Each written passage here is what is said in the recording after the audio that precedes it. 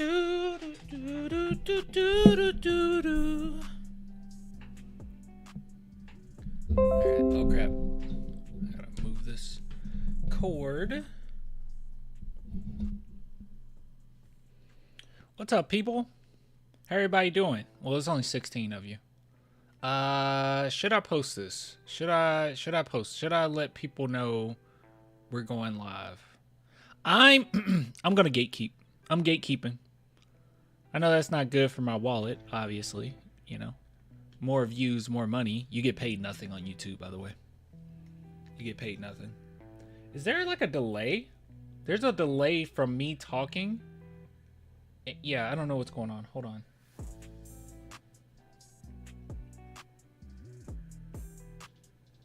There's definitely a delay.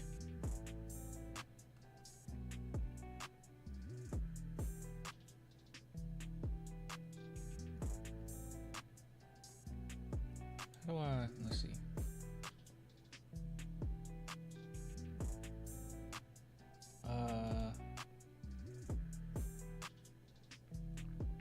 Maybe I can change the settings here. Maybe we should chill out with the, let's do 30 frames per second. That,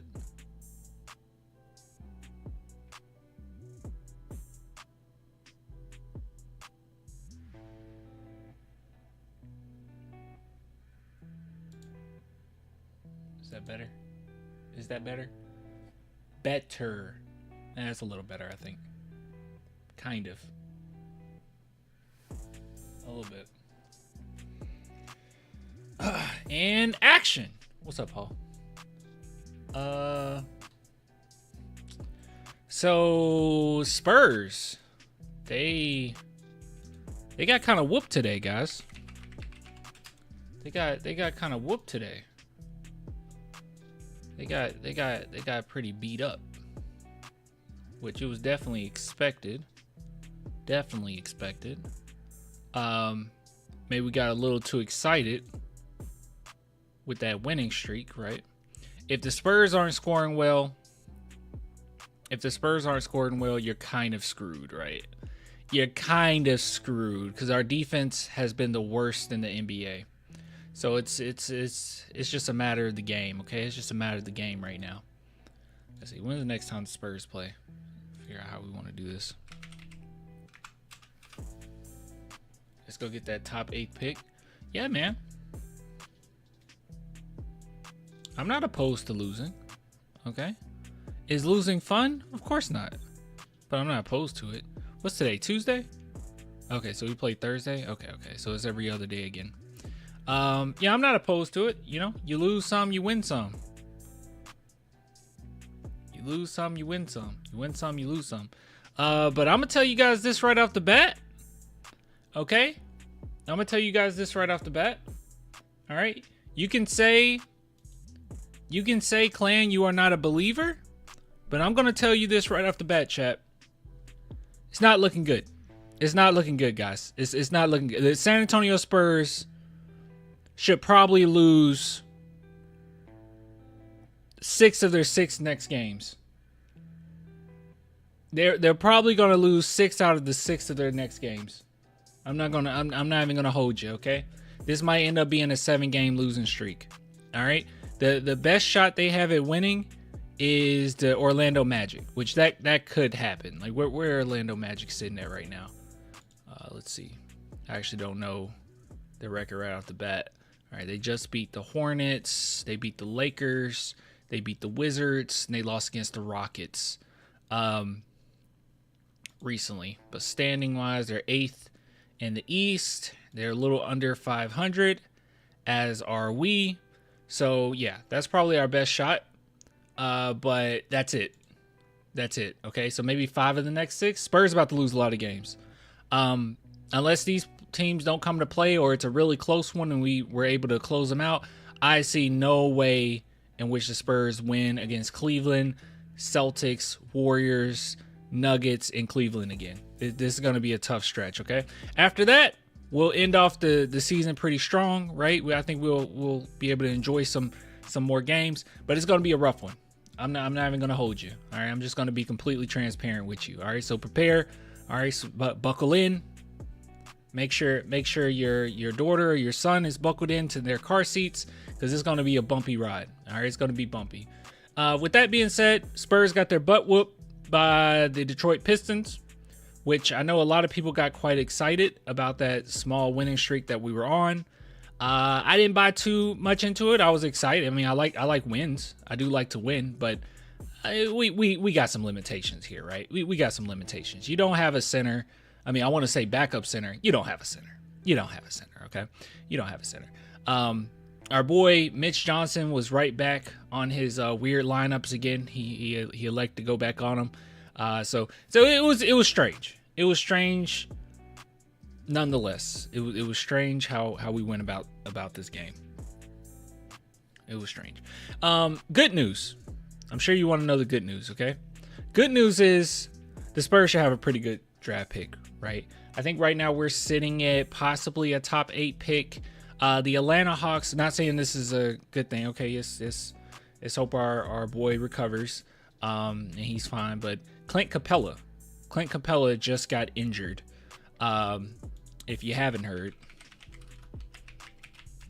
just in case you guys think that I'm lying here, Clint Capella. Okay, me typing in Clint Capella actually didn't do anything. That actually did nothing whatsoever. All right, here we go. Hawks Clint Capella expected out for the regular season as a whole. And if we go over to the Atlanta, are we gonna load or okay? We go over to the Atlanta Hawks, see how they're doing. They're still 7th, right? I told you guys this before. I don't think that they'll drop out of the play-in. I think that's a wrap. They're going to be in the play-in, so we just got to hope and pray that they lose in the play-in. But they are on a 3-game winning streak as of right now. But you know, this can't possibly help their chances, right?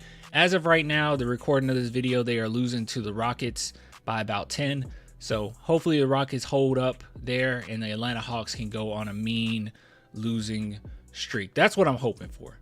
That's what I'm hoping for. This can't hold up. This can't hold. All these injuries, it can't hold up. It can't possibly hold up. So we'll see what happens. They're going to be playing their butt off. They have no reason not to. But the Spurs should get 2 good lottery picks in all of this. So I don't really want to focus in on this game that much. I'll be real. If the Spurs aren't scoring, they're screwed, right? Over the course of the last 10 games, we are the worst defensive team in the NBA. But funny enough, in the course of those last 10 games, we're the best offensive team, most efficient offensive team in the NBA. So it's a strange thing going on, right? It's a strange thing going on. You know, starting Sohan has worked over the course of the last couple games. Boy, Mitch Johnson didn't go with that. That's fine. Sohan had a bad game.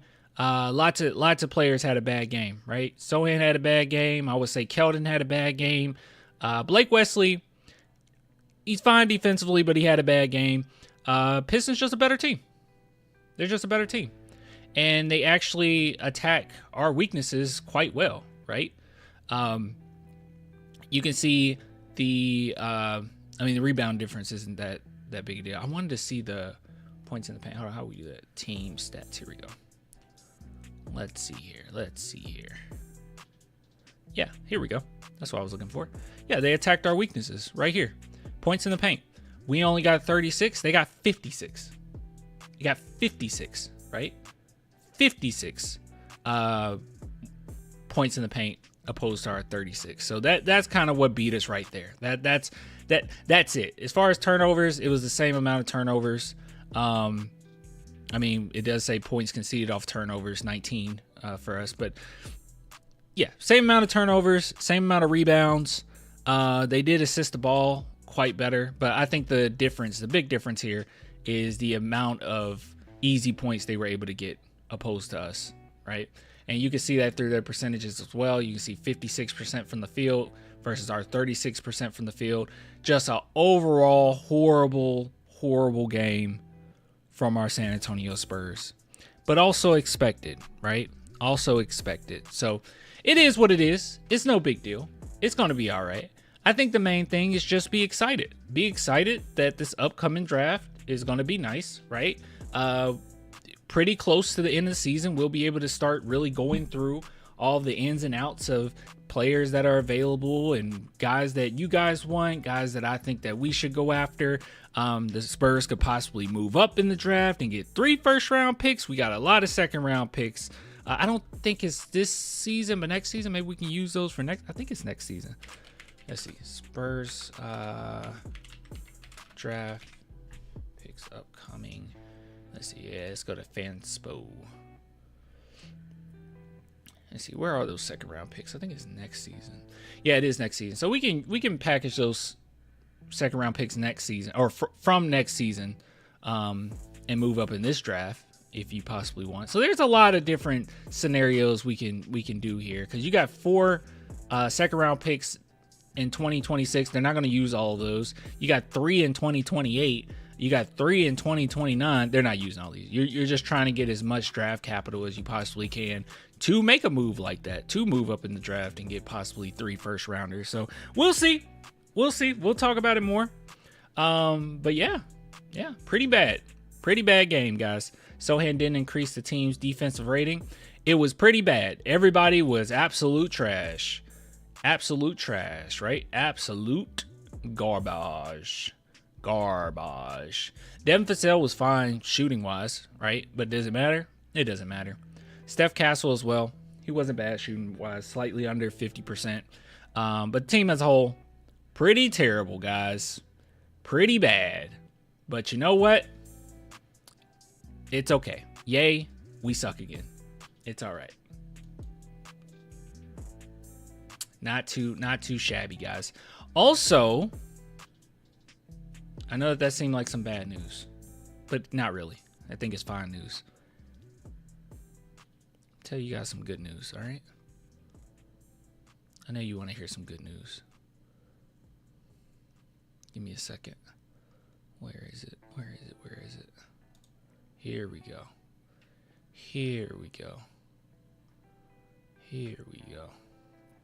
It was a nice...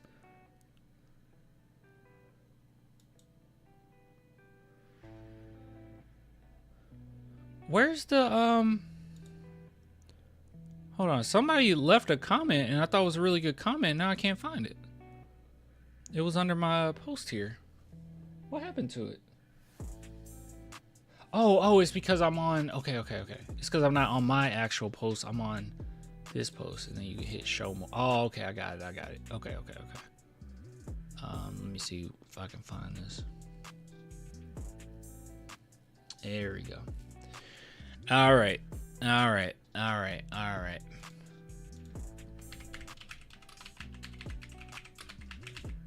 Got some good news.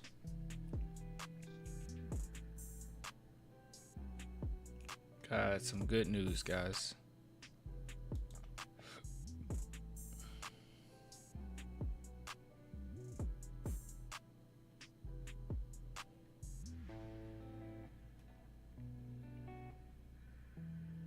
All right. Let's see.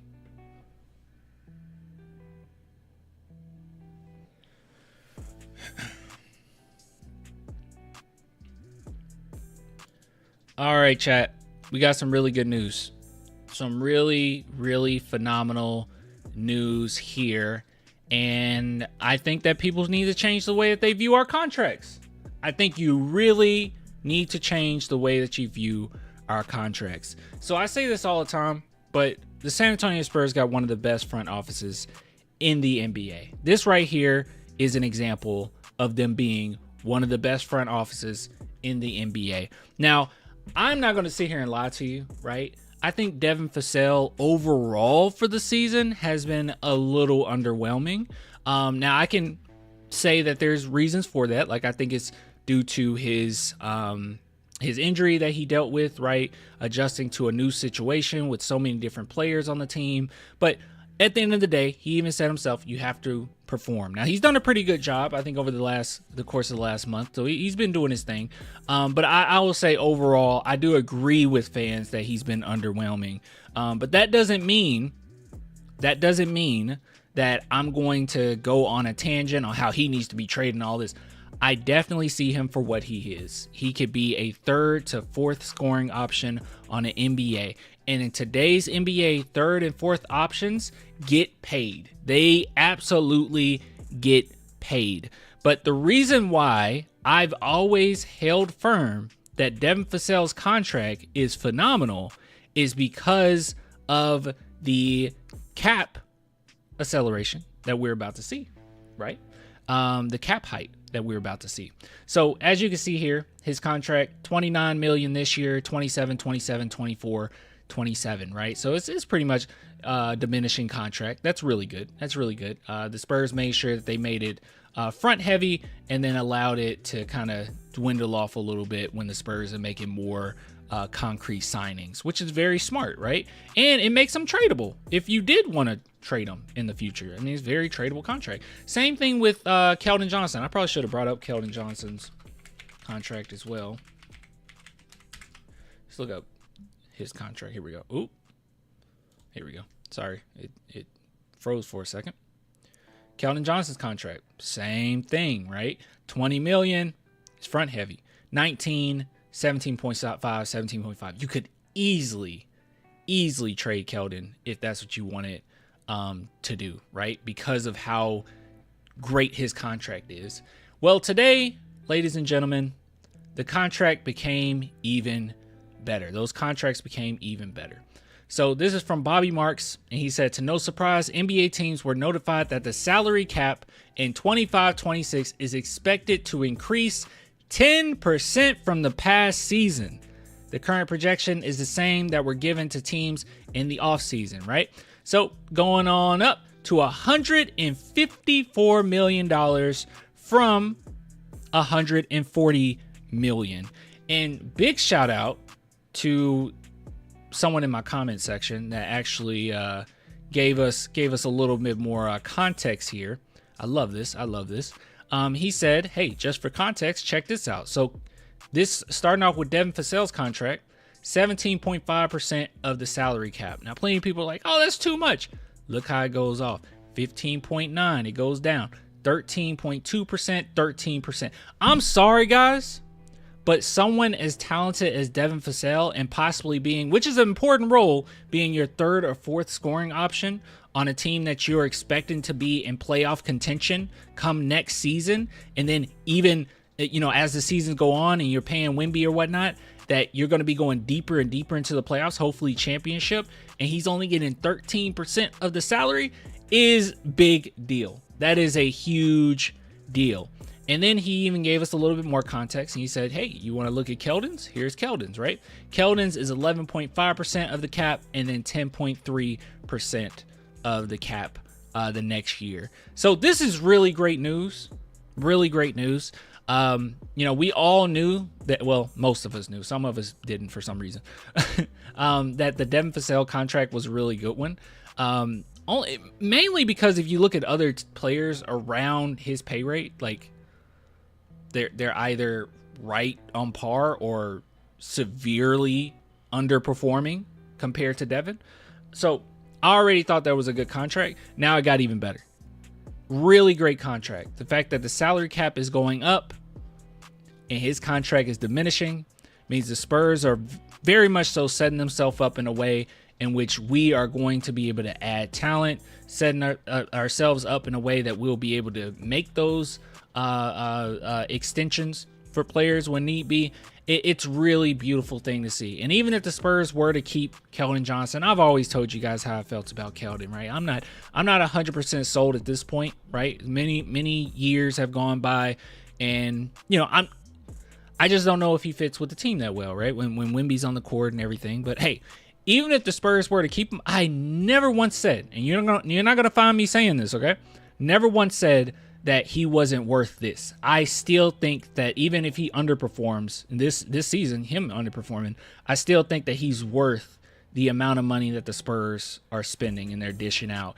And they've done a really good job of making sure that we set up the team nicely. This is the reason why I said Devin's contract is a team-friendly deal. Whether you want to view it that way or not, if you want to go back and you want to look at the 2014 Spurs, completely different landscape in the NBA at the time, but you can take the percentages of how much certain players were getting paid, compared to the cap and whatnot. If you want to do that, that's fine. But at the end of the day, this in today's NBA is a team-friendly deal, and the Spurs are still managing to make this happen. And I think primarily because guys just genuinely want to stay in San Antonio because of the culture, because of the atmosphere. And they talk amongst other teams as well. They talk to their peers on other teams, and they're like, yeah, this is how it is here. And they're like, okay, I kind of want to stay where I'm at. That's the reason why Keldon was so upset near the draft deadline, that it was being announced that he could possibly be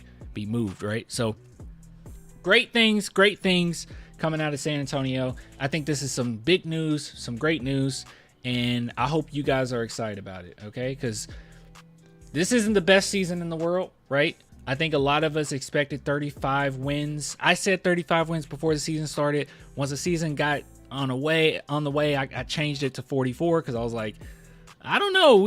I feel like we're going to be better than we expected. And then obviously all the stuff happened with Pop and then Wemby, and now my expectations are back down to 35. But 35 is good compared to last season. I know it's a little bit of a letdown. You want to make the playoffs. You want to make the play-in. But I wasn't expecting the Spurs to make the playoffs. I even said that with the 44 wins, I didn't think that'd be enough. It's not enough, like Kendrick Lamar would say. But at the end of the day, we're on our way. It's going to be okay. We're good. Okay? All right.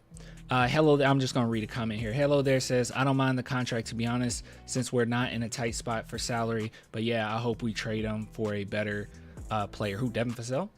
Devin Vassell is a very good, talented player. If you're just changing your mindset out on it and saying, oh, he's a third or fourth option, he's a phenomenal third or fourth option on a team, I think. So let's just wait it out. All right, let's wait it out. There's no rush. What's the rush? What's the hurry? Let's give it a little bit more time, guys. Let's give it a little bit more time. And like I said, his contract and his value will only increase because of how good this contract is. It will only increase. So it's up to us whether or not we want to keep him. Me personally, as a fan, and even if I'm trying to think of it objectively, I think you keep Devin Vassell at least another season or two and just see how it pans out, right? And I think it's going to pan out just fine. That's what I think. Anyways. But yeah, guys, this is actually a really big deal. The fact that the salary contract, I don't know what I'm talking about. I don't know why it says salary contract. But this is definitely a big deal. The fact that the salary cap is about to increase from 140 to 154, it should really put things in perspective when it comes to Devin Vassell and Keldon Johnson's contract, that these two guys, it's team friendly. I don't know how else to put it. Okay. It's definitely team friendly, and the Spurs did a phenomenal job. The fact that our boy Devin is only going to be taking up about 13% of the salary cap in the next couple years, while our boy Keldon would only be taking up 11 to 10. Really good stuff. So I'm excited. I am. I truly am. Going to be good stuff. Spurs are really setting themselves up to, sign some more players, create some extensions when you need to, and it's going to be perfect timing because that's when we should be making deep playoff runs in the next couple years. So good stuff. Sohan is garbage. Sohan is not garbage. However, Sohan had a garbage game, and that happens sometimes. Players have bad games sometimes. What's up, Glenn? What's up, man? What's up? That happened all the time? Nah, it actually don't happen all the time, actually. Yeah, more often than not, he's actually pretty solid. Most solid player we have on the team, actually. You need people like Devin. He's going to be one of the vets when the oldies retire.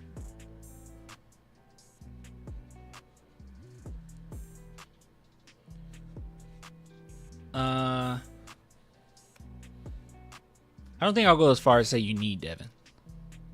I won't go that far. there's a lot of talent that the Spurs will be getting in the next couple seasons. That's why I'm saying let's just wait and see. Don't be so hasty to just say get rid of them. For sure. I don't know if I would go as far as to say Devin Vassell is like, he's a good team guy. He's a good team player. I was about to say he's not like a great leader or anything, but not everyone is a great leader. He's a great teammate. It doesn't matter. Probably not even expect him to be that skill scorers like him. Oh, okay, I can see that. Yeah. I got you. Okay, yeah, I can see that. Then it's just a matter of because you can get veterans that are skill scorers. I guess it's just a matter of how much you're willing to pay for it, you know. But contract's still great. All right, there's lastly, as we always do, we need to go over the press conference. Oh wait, how many people they talk to? How many people did they talk to? Where's Wemby been? Recovering, right?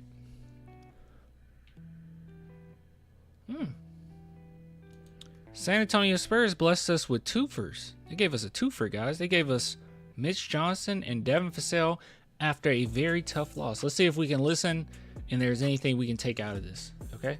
They were absolutely trash today. One thing that I miss from Popovich is Popovich will go up here and say, most of the time he's pretty cool and just say, oh yeah, you know, we got outplayed or whatever. But sometimes he'll go up there and he'll just say, hey, we were trash. We were absolutely garbage. We could have done better. What was that? Mitch doesn't really give us a lot of that.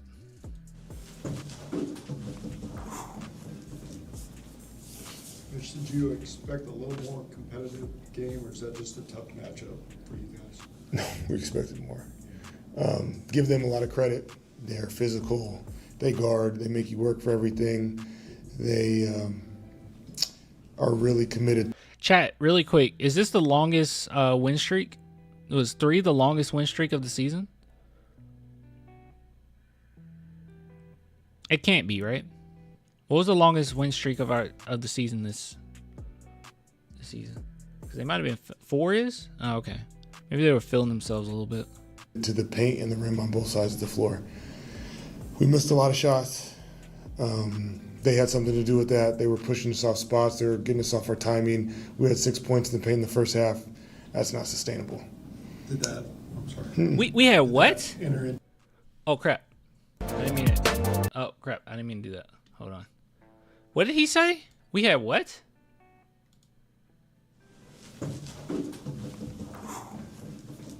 Credit. They're physical. They guard. They make you work for everything. They are really committed to the paint and the rim on both sides of the floor. We missed a lot of shots. They had something to do with that. They were pushing us off spots. They were getting us off our timing. We had 6 points in the paint in the first half.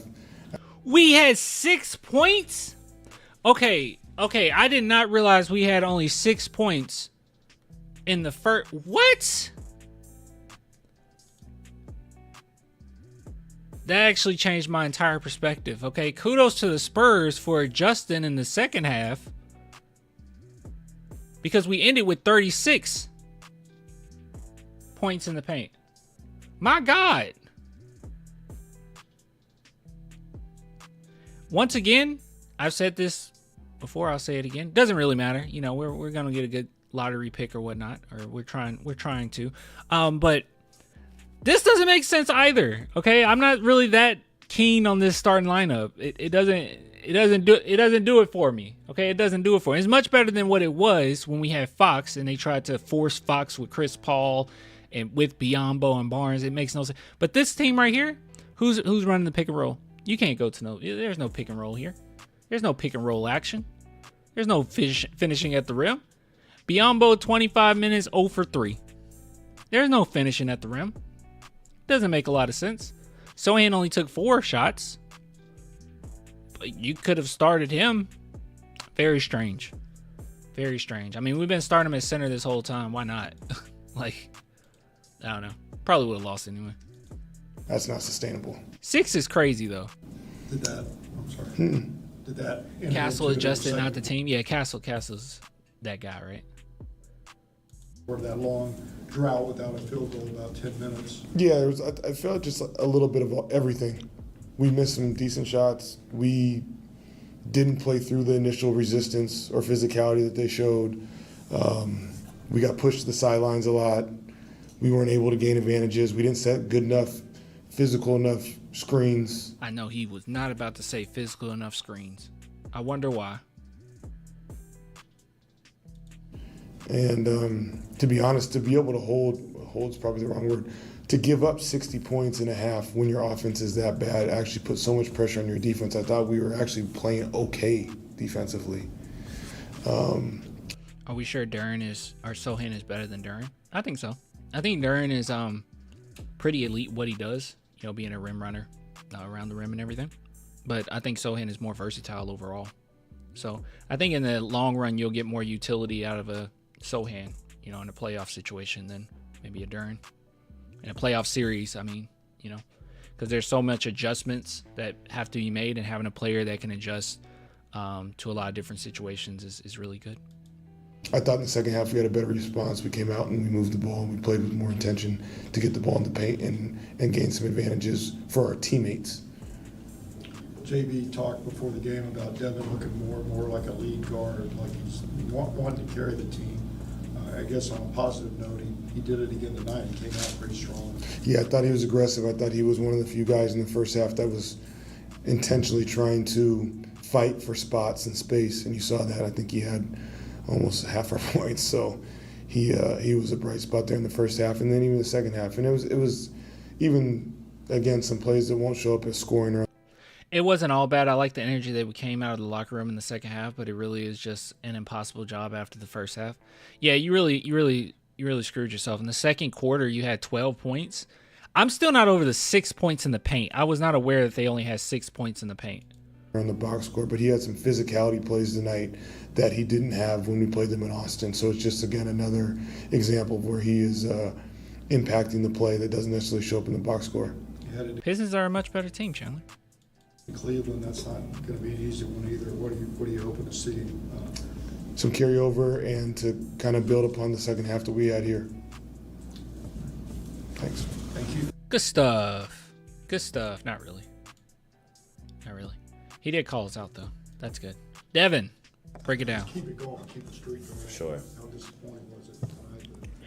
Not only lose, but, Yeah. competitive. Yeah, it was a tough one. First half was tough. We just couldn't make any shots. First quarter was all right. Second quarter, we couldn't make any shots. We held. Does Devin Vassell sound a little bit like Corbin Blue?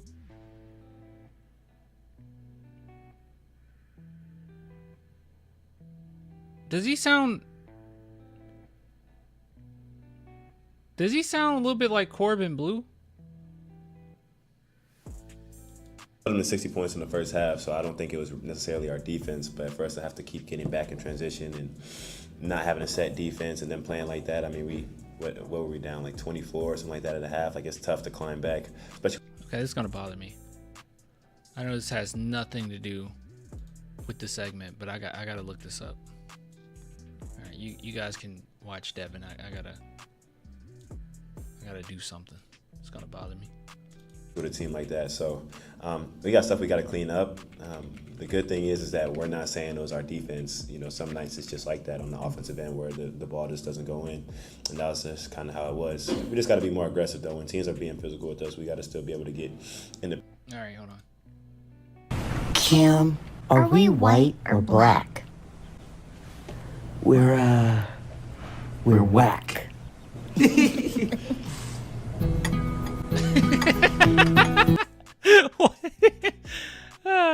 So stupid. What the heck? What movie is that? Disney Channel was weird, man. Paint. Coach said we only had 6 points in the paint in the first half, which is terrible. So we got to just stay aggressive. Is it just a matter of willpower when you're facing a team like that that can make it tough to get to your spots?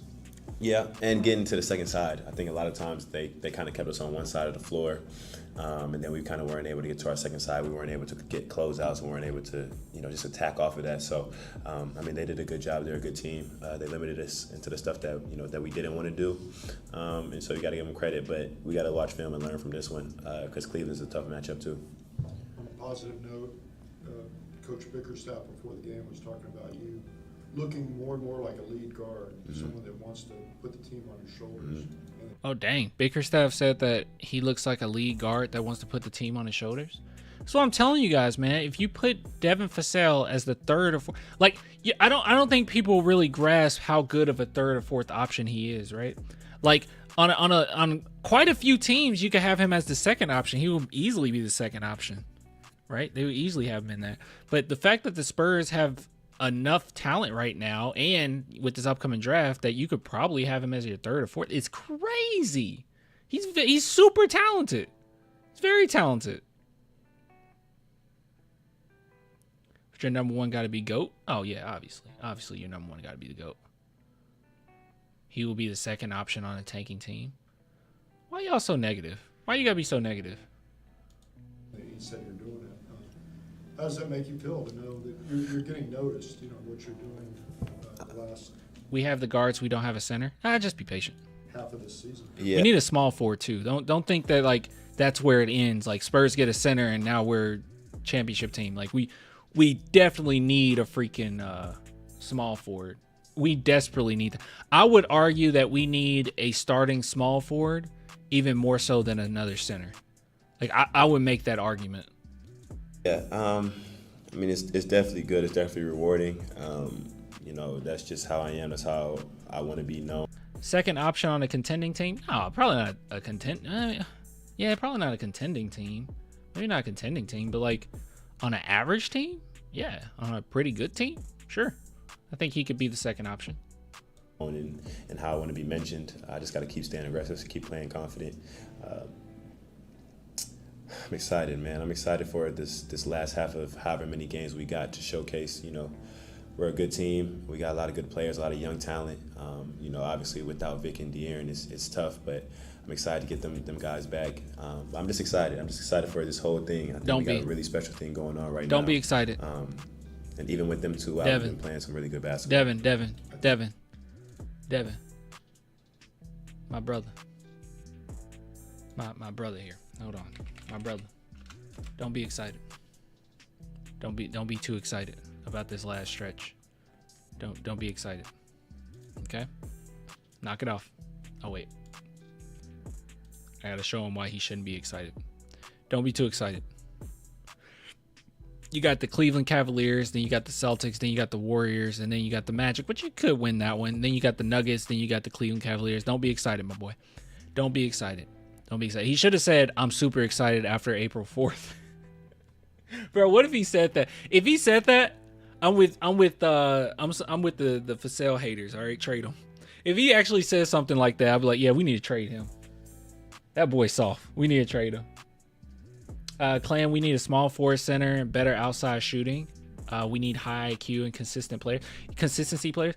I like the high IQ. I like the forward, and I like the center. What's kind of crazy is over the course of the last 10 games, with the Spurs not having anything really, I mean, not having our main guys, right? Our main two stars right now. We were number one in efficiency in the NBA, which is insane. But we've been last in the NBA as far as defense. Best in the NBA in offensive efficiency, last in defense. Kind of crazy when you think about it.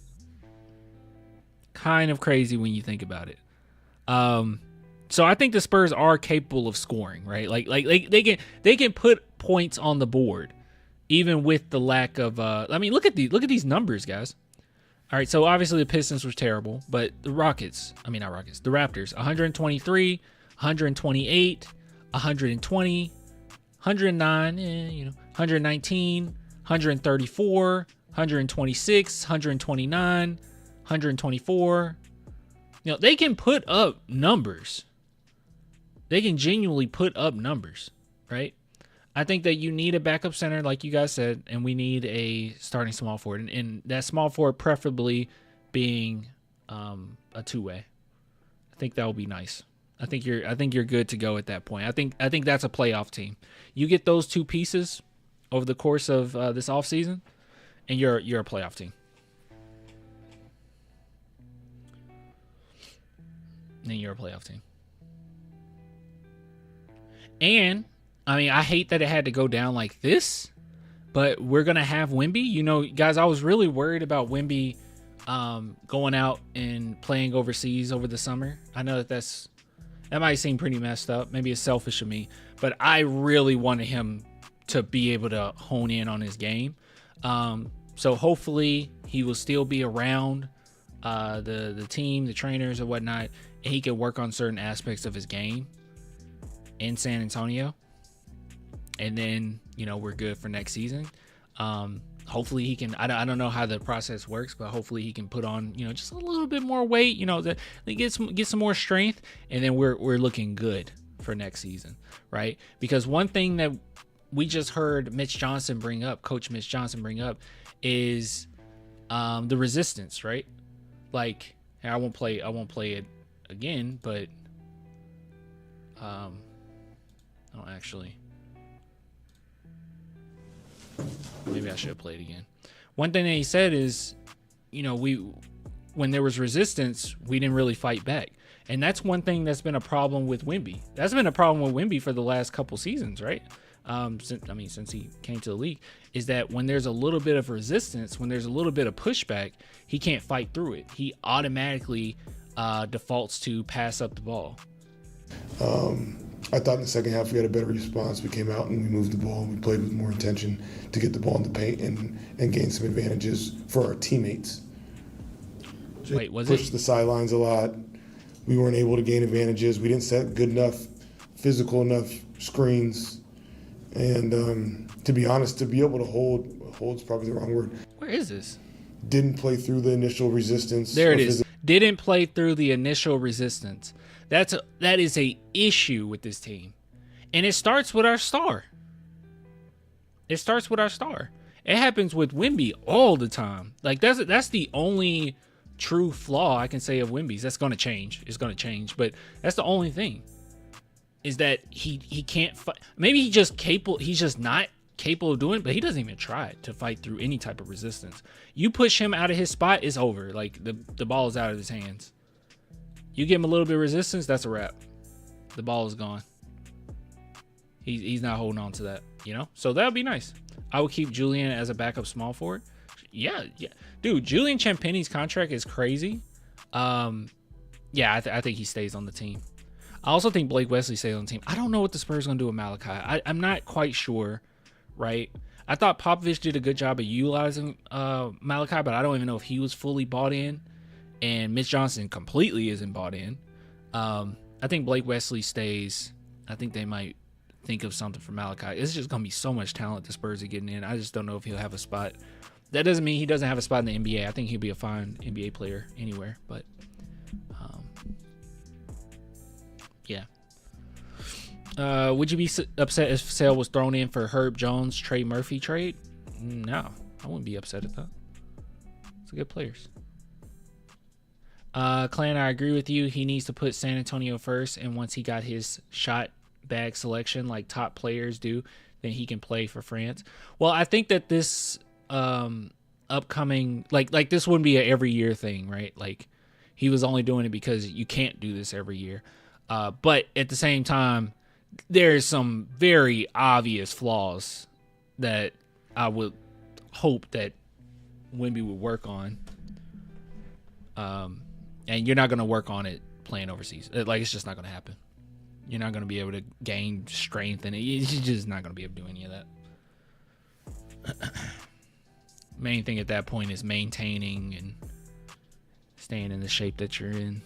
And we don't need that. We need him to improve. Anyways, that's all I have to say. It's confirmed he's playing overseas this summer or what? It was confirmed, Caps. So it was confirmed that Wemby was going to play overseas, but after the incident with the blood clot, that's not, more than likely that's not going to happen now. Like it's just not going to happen. But before it was confirmed that he was going to play overseas, and I was like, oh my God, another summer gone.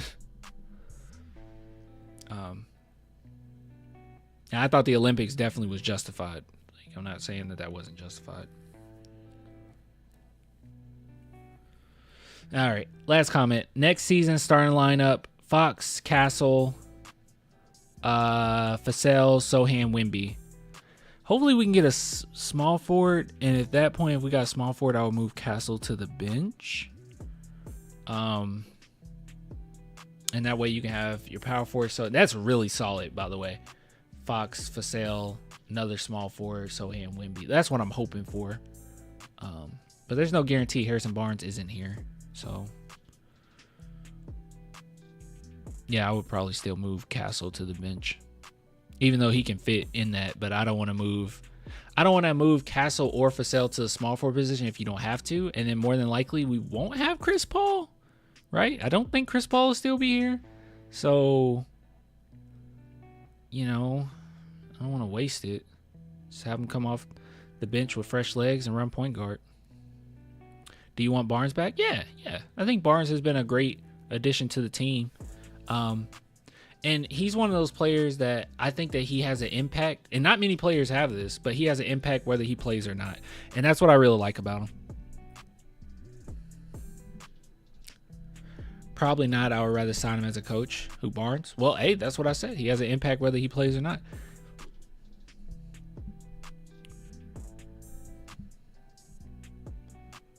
Man, that KD rumors, bro. I don't understand that. I'm going to tell you guys this, at least on my end. I haven't heard one peep about KD, okay? I'll give you guys like little hints of stuff. If I heard anything on my end, I heard nothing about KD. I think that's all just speculation at this point. I've heard nothing indicating the Spurs will go after KD. Usually if... I'm gonna tell you guys something, okay? I'm going to tell you guys something. If I've heard something, sometimes I can't just blatantly say it, but you'll see it through my actions, right? You start paying attention to some of the subjects. If the subjects start going in on a certain player, like we did with Fox, then that means I heard something. All right? That's what you can base it off of. All right, ending this segment. All right. So how everybody doing, man? I'll talk Spurs, but I also want to talk about something completely unrelated. Do you guys watch Invincible? Has anybody in the chat watched Invincible? I won't spoil it.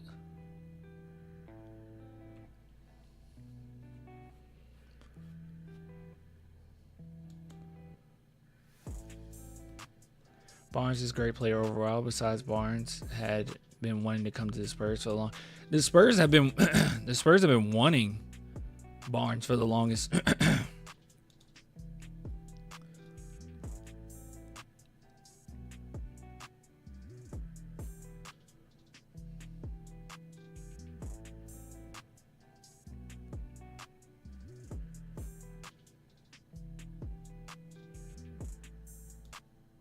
Yeah, Spurs been wanting.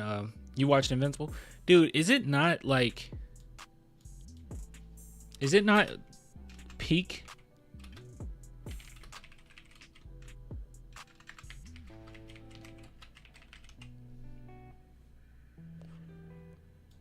It's so freaking good, bro. The last two episodes were, oh my God, Daniel, bro. That was incredible. The whole, the conquest speech. Oh my God. I was glued to the screen. I was like, oh my goodness, this guy is psychotic. Like, I was scared for Mark, bro. Like, that was crazy. Bro said, I'm lonely. They're scared of me. I don't even have a name, just a purpose. That gave me chills. I was like, oh my God. I wish that episode could have went on for 2 episodes. It seemed like most of the budget went towards, or the animation budget went towards that last episode. But good God, man, I don't know. I don't know how I feel. Like, the show is perfect, right? Like, I think it's the greatest bit. Like, every time it comes out, like, I can't wait to watch it again. Or I can't wait to watch the new season. But man, I can't tell if, like, everyone talks about how about Mickey? Okay, I'll talk about that in a minute. Everyone talks about how bad the animation is, which I'll agree, the animation isn't the best. Like, it's not the best. And a lot of the budget definitely goes towards the voice acting, but the voice acting is so good. I mean, you could very well get like just some normal, professional voice actors, and they do a phenomenal job at the material, but it's just something about the voice actors, man. Like, when I heard Aaron Paul's voice, I was like, he is perfect for this character. He is perfect for this character.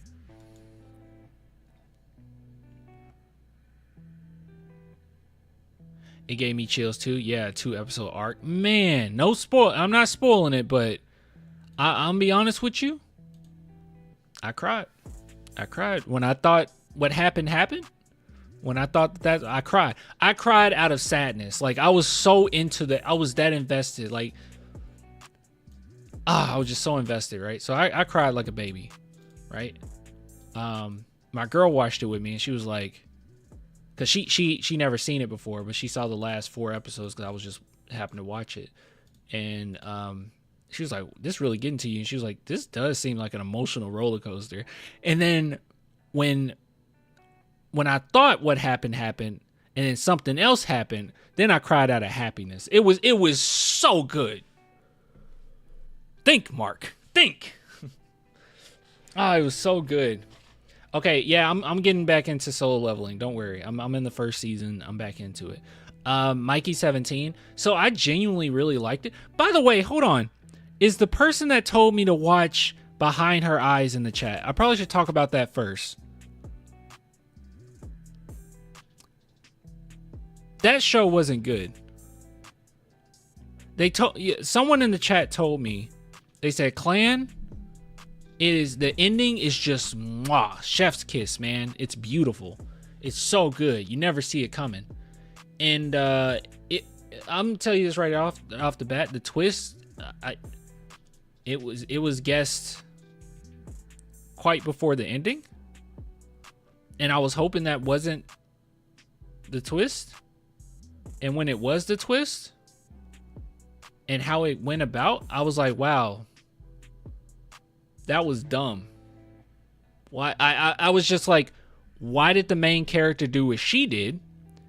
And why did the other character think that she would do what she did? Like, it made no sense from either perspectives there. The main character seemed like a very smart lady until like the last 3 episodes, and she just constantly made dumb decisions just for the plot. And I wasn't vibing with it, man. I was fine with it at first because I was a little curious, but it wasn't good. Clan, I follow your letterbox. I don't know how you rated American Beauty so high. I think it's overrated. You think American Beauty is overrated? Keep in mind that American Beauty is one of those movies that I watched after the fact. Like, I didn't know anything about it. Like, I knew of that scene. Funny enough, the scene with the rose petals. I knew about the scene only because I've watched Family Guy. Like, I watched Family Guy since I was a kid. I don't watch the newer Family Guy stuff. It's kind of lame. But and they did a reference to it. Then I was like, oh, that's what that reference was to. But yeah, so I don't know how people feel about American Beauty. I thought it was genuinely a phenomenal film about finding yourself, and yeah, I just thought overall it was pretty great. Wasn't as campy as something like is the movie called Climax? No, that's not the movie. What's that movie called? Crash. Yeah, it wasn't like Crash or heavy-handed like Crash. But I thought it was well acted. I thought it was entertaining. I thought it had a pretty cool message. Pretty rough to watch at times. I'm like, oh my goodness, that's one of those movies that I'm like, yeah, you don't make this today. Like some of those scenes, I was like, oh my god, it's going there. Like, this is kind of uncomfortable. But I loved it. I thought it was really great. American Beauty, classic film. Yeah, I think it's genuinely great. This is coming from someone who didn't know how other people felt about it. Like, I never seen it, haven't heard anything about it. I just knew of it because of that one scene. But I didn't even know that until I saw the scene.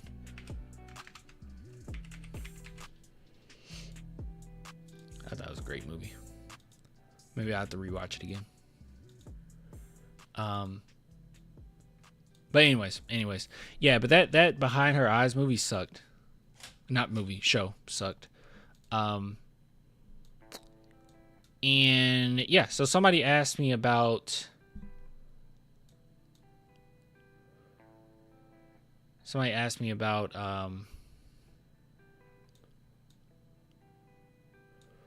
trying to adjust something. You guys asked me about Mickey. I like Mickey. I like Mickey a lot, honestly. I thought it was fun. It wasn't as deep as some of, directors' recent stuff. I mean, obviously there is no Parasite, but it definitely gave me vibes of The Host. It gave me vibes of some of his older films, and it was fun. It had a little bit to say about class dynamics. A little bit. I was hoping for something pretty deep, but then when I went into it, I was like, no, this is fine. It had some good class consciousness in it. That's good enough for what it was. It was fun. I thought that Robert Pattinson was great. I was interested the whole time, right? There was no point in which I was like, oh my goodness, this is boring to me. Like, I had a good time the whole time. I thought Mark Ruffalo was great, as he normally is. He's really good. Do you guys ever notice that Mark Ruffalo is really good at those really, like, those slimy villain characters? He's really good at playing a slimy character. I don't know what it is about him. He's great at that. He did it in what's that movie? Poor Things. He did in Poor Things too. Slimy character. And he was great in that. So I don't know. But yeah, I thought it was fun. Clan, have you seen City of God? No, it is on my watch list. That is one of my favorites. Boogie Nights too. I love Boogie Nights. Okay, I need to watch City of God. VJE, do you have a letterbox? I'll hop on there real quick. I'll take a look if you have one. Well, you say you follow me. I mean, do you rate movies on there? I guess that's what I'm asking. Slimy characters? Yeah, he's so good at those. I don't know what it is. It's weird. He's too good at it. I do? Okay, cool. What's your name on there? Am I already following you? Don't expect anything crazy. I want to see what you rate it. I'm sure we've seen some of the same stuff.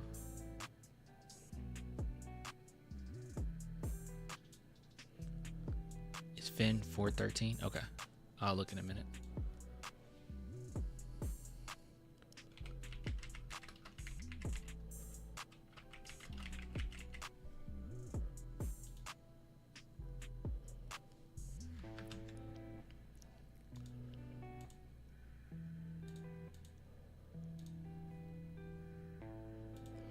I'm trying to think what else I've seen recently, guys, that I could recommend. I'll go to my letterbox in a minute and we'll take a look.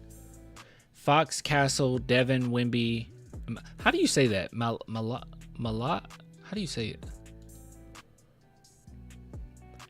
We have a tough stretch coming. I'm sure we'll get a good lottery chance. We are going to lose so many games. I say the Spurs are going 6 for 6. We're losing all 6 of them. We could win 5. I just don't see any world in which we win. games. I can see them being close. I can see a few being close, but that's a wrap, man. Spurs about to lose. They're gonna lose with their whole chest. I'm still working on adding everything I've seen on my letterbox. It was like when me adding stuff that I've seen on my letterbox, it was like I added one movie or I thought of a movie, and then that just kind of trickled down to another movie, and I'm like, oh yeah, that director did this, and it made it easier that way. I don't know. I didn't have to think about it. City Guy used to be on Netflix. That's where I seen it, and it's definitely worth the watch. You know what else is a really good movie? Let me make sure. I'm gonna make sure that's on my watch. I'm pretty sure it's on my watch list because I was planning on watching City of God. What's that movie with Idris Elba that was on Netflix? You guys remember? What's that movie called? Beast? Is it Beast of No Nation? That's a tough movie to watch, man. I've seen it once and I never wanted to see it again, but I love it. It's one of those really tough movies to watch. It's like watching I don't know, I feel like it's harder to watch this than the movie I'm about to bring up, but it's like watching The Wrestler. The Wrestler is a hard movie to watch. I don't know about Magazine Dreams. I don't know if I want to support the movie or not. Like, I've never been the biggest fan of Jonathan Majors anyways. Like, I do think that he's a good actor or whatnot, like a really good actor, but I don't know. It's such a weird thing with him, what happened with his girl or whatever. It seemed like they were in a very unstable relationship, but it's just weird, bro. It's just weird. Like, and then that video, that conversation came out, and I just feel like people are just like trying to pretend like it's not a big deal, but it's like it kind of is. It's kind of rough. I don't know. I don't know if I want to see the movie or not. It also just seems really tough to watch. I still haven't watched the movie about that wrestling family that has Zac Efron in it. I love dramas, but for some reason I just have not been able to get to it, man. I like the dramas with a little flair, you know? Like I, Tonya, right? I, Tonya got a little flair to it. It's sad, it's depressing at times, but you know what? It got personality. I don't know if I want to watch something that just, the whole point of it is just to make you feel down. I don't know. That usually doesn't bother me. I guess just recently I've been in a mood where I just don't want to see it.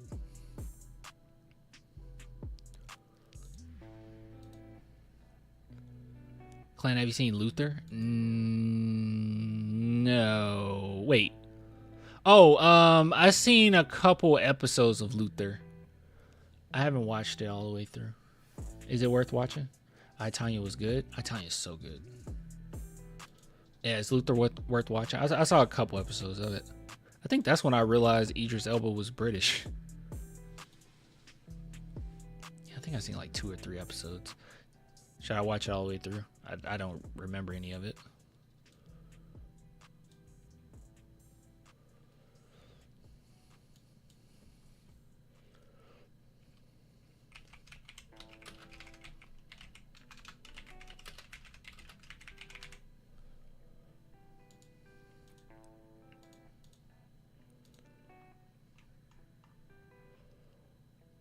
We back to Spurs yet? You know you can comment in the chat and bring it back to the Spurs whenever. You know that, right? Or steal anime talk. We're not even talking about anime. Luther is good. I liked it. Okay. Okay. I mean, I have to rewatch it. I don't remember any of it. Isn't Idris Elba like a detective in it or something like that? I remember him being like a divorce detective, but I could be completely off on this. Is he a divorce detective?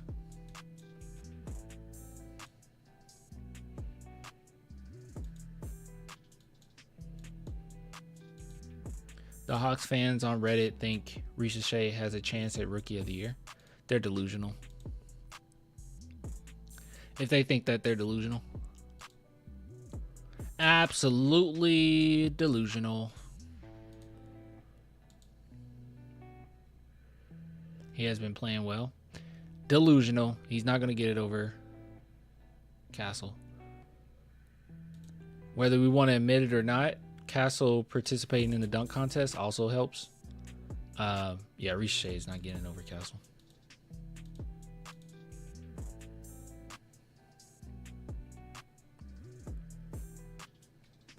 I think he started too late compared to what Stephen has been doing. Yeah.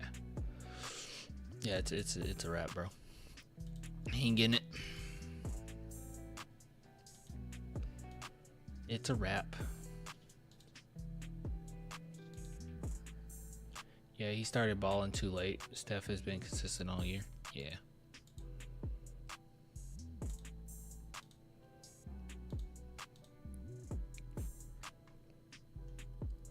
All right, let's take a look. Sorry, I had to do something. All right, let's take a look. Let's take a look at the letterbox. Our boy said his name is V413.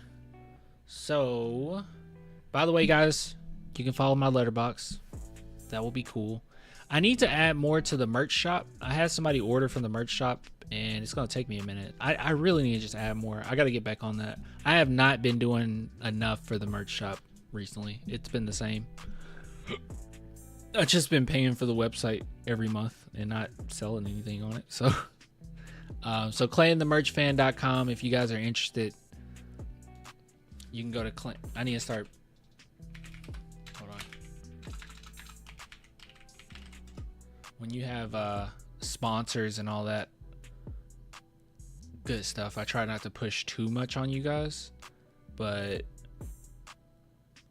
calm down with the sponsors on the channel. So if you guys are interested, clanthemerchfan.com, clanthemerchfan.com, and on Letterboxd, follow me, clanthefilmfan.com.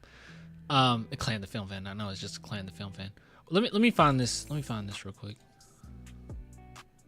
He said he follows me, so make sure you guys follow me. There he is.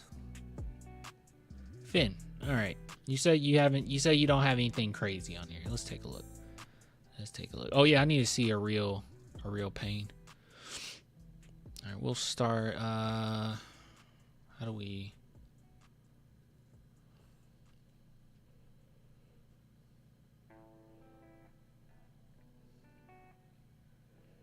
Oh, here we go. Highest first. Let's see what we got over here. You said nothing crazy. There's a lot of movies on here. Prisoners 4.5. I don't disagree. I still got to see Call Me by Your Name. You gave Boogie Nights a 5. I don't give Zodiac a 5. It's a great film, but I don't know. It just kind of amounted to nothing for me. Which I know that's the point, but I see you gave American Beauty a 3.5. Five Nights at Freddy. You might be pretty kind to. Did I give it a 2.5? I feel like I might have gave it a 2. What did I give it? I gave it a 1.5. I hated this movie. I hated that movie. You're being kinder than me on that. Boyhood. I still need to watch Boyhood. Old Boy. You don't give Old Boy a 5? Train to Busan isn't a 5? I feel like that's an easy 5. Holdovers being a 5 is. I don't think I gave it a 5. I think I gave it like a 4.5. City of God is good. Or not City of God, I'm sorry. Lord of the Rings is really good. American Fiction is good. Oh, okay, actually, yeah, you don't have that many movies. Wait, is this the one where Paul Walker? Isn't this the Paul Walker movie? No, this ain't the Paul Walker movie, is it? 2023. Which one's the Paul Walker one? Where they were saying goodbye to Paul Walker. Was that 9? I like that movie, how stupid it was. I wouldn't have gave that a 1. It was dumb, but I love the game. I think that's the one where they go to space, but I don't know. Fast 7. Ah, okay. Yeah. Oh. I'm way behind. I haven't seen that many. 7 or 8 with him in it. Okay. Yeah, I was just talking about the one where they send him off. I liked that one because it was stupid. All of them are dumb though. I haven't seen that many of them. Oh, Captain America that bad? It looked bad. Dude! Okay, I'm disappointed in you, bro. This is the first one where I'm like genuinely disappointed in you. 3? For adolescents? Why is this not a 5 for you? I thought this was a phenomenal show. Once again, cried like a baby in the last episode. Can you explain yourself? It wasn't bad, I just didn't love it.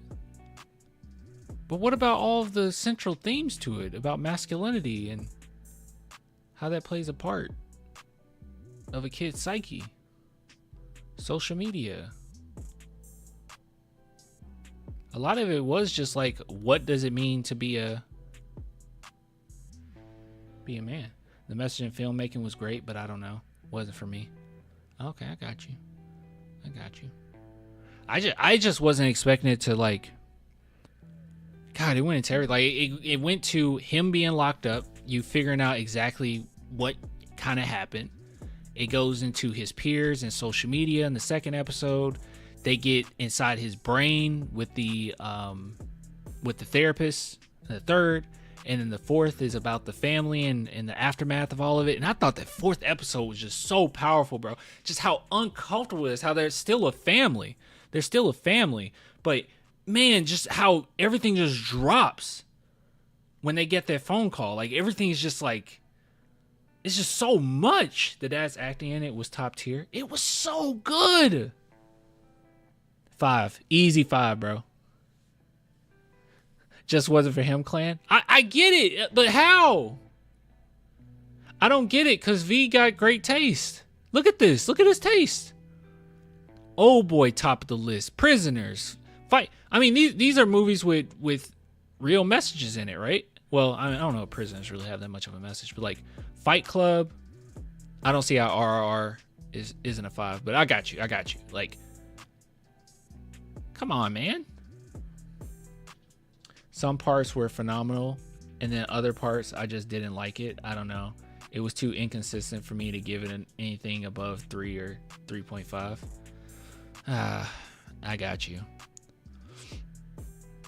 I do feel, I'm not saying this for you, I do feel like for some people it would be difficult to get through because it was like one shot, right? A lot of it was just kind of one shot. Well, actually all of it was just one shot. Like, it felt like they were just following them around with a camera. There wasn't a lot of edits. Well, obviously they had edits. They didn't actually do it in one shot, but you know what I mean. You don't like Midnight Mass, and I don't get it. I don't get Midnight Mass. I don't like the characters. They're boring. That's one thing about me. And film, like I can. Well, maybe I can't. Well, yeah, I can. I can forgive quite a bit. Okay, Get Out getting a 4 is pretty bad, man. That's a 5. I can forgive quite a bit if the characters hook me. If they're good characters, well-defined characters. I didn't think Midnight Mass were good characters at all. Everyone's just boring and one-dimensional. The priest is not boring. He's super boring.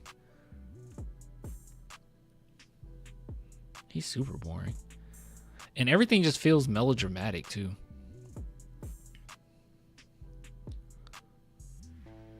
And also, I was just like, what's the message of this? Did you watch The Heretic? Yeah, I like The Heretic. I think I gave Heretic a 4.5.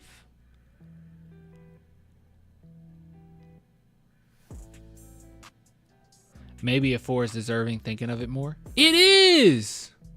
It wasn't difficult at all, and the themes were really unique and hard-hitting. Yeah, man, I'm telling you. 3 is like so low. Like, here, let me for context. Hold on, if I go to my films and I sort by, oh, this movie really sucked, guys. The Front Room. I don't know why we watched that. Like, okay, here are the films I got, right? Dahmer was really good. Why didn't I give Dahmer a 5? What's keeping me from giving Dahmer a 5? I feel like Dahmer might be a 5.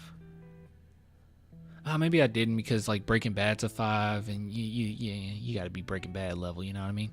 Hold on, let me go to my 3s. All right, we're gonna go to my 3s. All right, so we're in the 4s. We're still in the 4s. We're in the 3.5s. All right, let's go to my 3s. 3s are like movies that are severely average to me.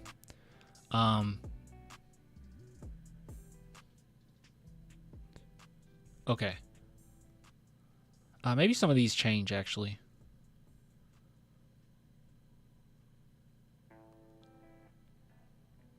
I might have to go through this again. All right, so The Passenger, Hush, pretty average. Behind Her Eyes that I just watched, pretty average. Bones and honestly, I probably need to give Bones and All less than a 3. Well, no, it's not less than it's average. It's very average. It's just okay. Why give The Protector a 3? Why'd I do that? Protector is a 3.5. What's wrong with me? The heck? Why'd I do that? Dope 3.5? I gotta rewatch Dope. It probably gets a 4 though. Anyways. Baby Boy, Harold and Kumar. These are 3. Harold and Kumar might get more than a 3. I think White Castle got more than a 3.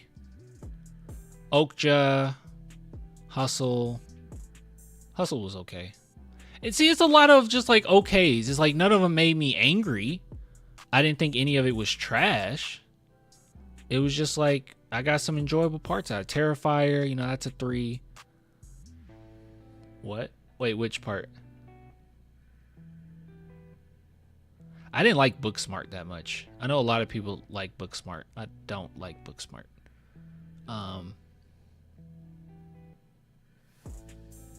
Some of these are kind of... First Love sucked. I don't know why people like that movie. That movie kind of sucks, bro. I thought it was going to be really good. I had high hopes. It wasn't that good. It was just kind of dumb. Saltburn is another one that's like, it's okay. Do you ever give high ratings simply off of enjoyment? Well, that's the thing. All of these, it's like, yeah, I enjoyed it at parts, but it wasn't all the way through. But let me see. Let's go to, you see 5s that I was a little lenient on. Any 5s I was lenient on, or 5 to 4.5 I was lenient on. Let's see. Should I do bigger so we can see? Yeah, let's do it this way. All right, any of these just based off enjoyment.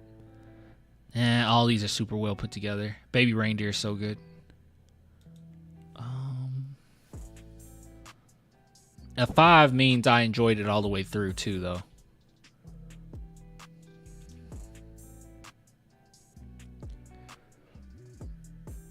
Sorry, just looking for some that's not like the best of films. Like, it's not the best film in the world or anything, but I still gave it a high rating. Yeah, all these are pretty great. Oh yeah, I would say Mitchell's vs. the Machines is one that I just thoroughly enjoyed all the way through, but I don't think it's like as hard hitting as something like Puss in Boots or anything, Baby Reindeer is phenomenal. It's so good. It's so good.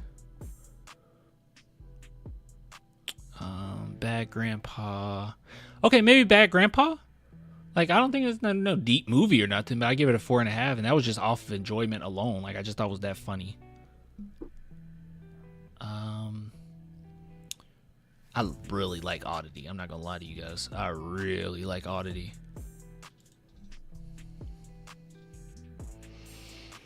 See another movie that's not perfect, but got a high rating.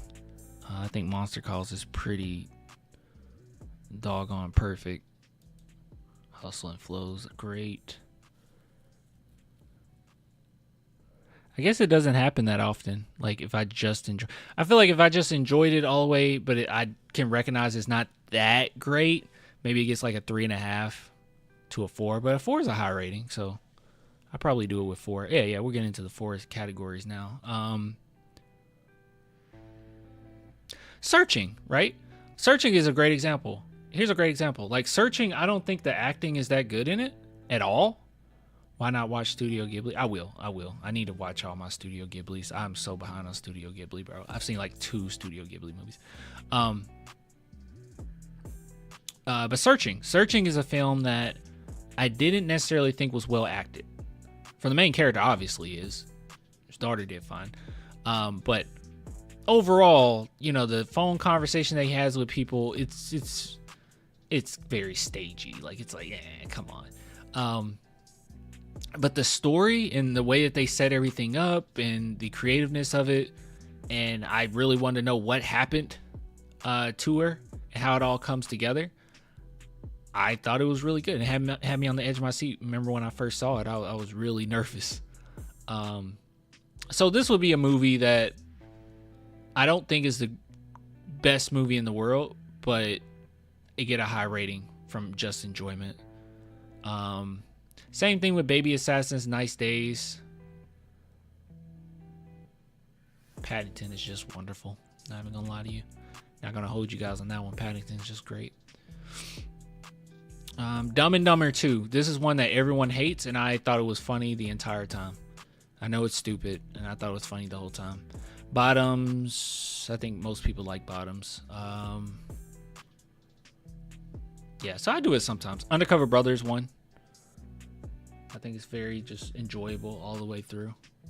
I don't think it's like the greatest comedy ever created or nothing, but I think it's pretty great. Yeah, so I do it sometimes. I guess, sorry, that was a long answer. Like, Zodiac isn't a perfect film, but I loved it. Zodiac is great. I think Zodiac is, for what it does, I think it is kind of a perfect film, though. I don't know. I love crappy comedies. Yeah, crappy comedy. See, I don't even think Undercover Brothers is one of those. Like, I think it's genuinely a good comedy. I just don't think it's like a... It's not Friday, you know? It's not super bad or nothing. Kung Fu Hustle. I have not seen Kung Fu Hustle since a kid. So I don't think I rated it. It's been too long. Me, Myself, and Irene is one, right? Like, not a lot of people like that movie. I like it. The original Dumb and Dumber, I like it. Sound of Metal is a really good movie. Why give Tarzan a 4?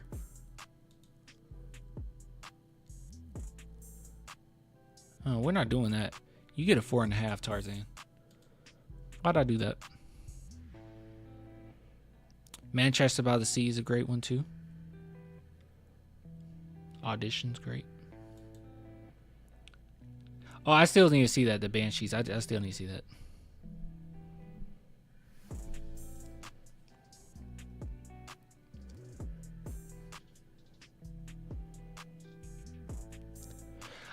I feel like I might need to go and watch American History X again, because I feel like I might give it a lower score if I actually watched it again. Give it a 4. I don't know.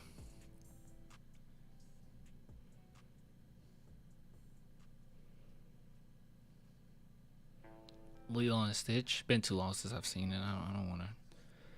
I didn't really care for it even as a kid. So 1.5 stars for me is this so bad, but I can make fun of it. Here, let me look at my ratings. Let's go to some of the lower ones. All right, so honestly, yeah, I feel like if you're a 1 or under, you just pissed me off. Like, I genuinely just wasted my time watching this mess, you know? Like, that's how I feel about these films. So, Christian Mingle pissed me off. That's a 0.5 star. Soul Plane pissed me off. Old pissed me off. Sausage Party pissed me off. Wonder Woman 1984, trash. Lion King remake, trash. Haunted House 2, trash. Like, these are just garbage films that I just don't want to watch again. Precious, I don't understand the praise for it. I don't know why people like this movie. This movie sucks. Let's see, look at the 1.5s. Now, it still kind of irritate me. A Ghost Story, I don't get it. It's so pretentious. It's just boring. It's the most boring film I've ever seen. Black Phone, no. I don't get Black Phone. I don't know why people like this movie. It's not, to me, it's not well made. Like, it feels cheap. I don't know how to explain it. It just feels cheap. I wasn't scared at all. I wasn't into any of the characters. I don't get why people like this movie. 100% agree. 1 star waste of time. Yeah, Friday After Next. Friday After Next is trash. Original Friday, though, that's a 5. Next Friday is probably like a 3. I don't know what I gave Next Friday. Child's Play made me angry. So yeah, I guess no, you're still just kind of making me angry with the 1.5s, honestly. I can't watch and make fun of them. The Grinch made me angry. The remake, The Grinch. Because he wasn't the Grinch at all. I don't know what this character is. That's not the Grinch. Trying to make the Grinch less Grinch to sell toys really irritated me. Child's Play, this irritated me. It messed up Chucky being Chucky. Like, when you just make him a robot with little autonomy, he's no longer Chucky. You took all the personality out of what made Chucky Chucky. So I hated this movie all the way through. The Mortal Kombat made me angry. Why don't we just focus on Liu Kang? Who is this new character? Why are we focusing on him? He's boring. He sucks. I rewatched Straight Outta Compton and realized how bad it was. This movie's really bad. Like, it's poorly made. Drive, you crazy, man? See, I got some controversial ones in here. Drive is one I have to rewatch probably. I remember just being very bored. Idiocracy and Drive. Idiocracy isn't funny to me. It's just it don't hit my funny bone, man. It just annoy me. Maybe 1.5 is a little too low, but Cocaine Bear sucks. Bird Box sucks. Obi-Wan Kenobi only gets a 2 because of that one episode. Glass was terrible. Let's see what else we got here. Norbit probably gets a... I need to rewatch Norbit. Norbit probably gets a 2.5. Oh, look, Next Friday's right here. I gave it a 2. I'm not changing it. iRobot sucks. The Visit sucks. Crash. I liked Crash when I first saw it, and then I watched it again. I was like, oh, wait. Tropic Thunder is a classic. Heck yeah. Here, if you want to see some of my comedies, I have a list for comedies. Movie so funny that made my stomach cramp. Here we go. Can we do highest rated?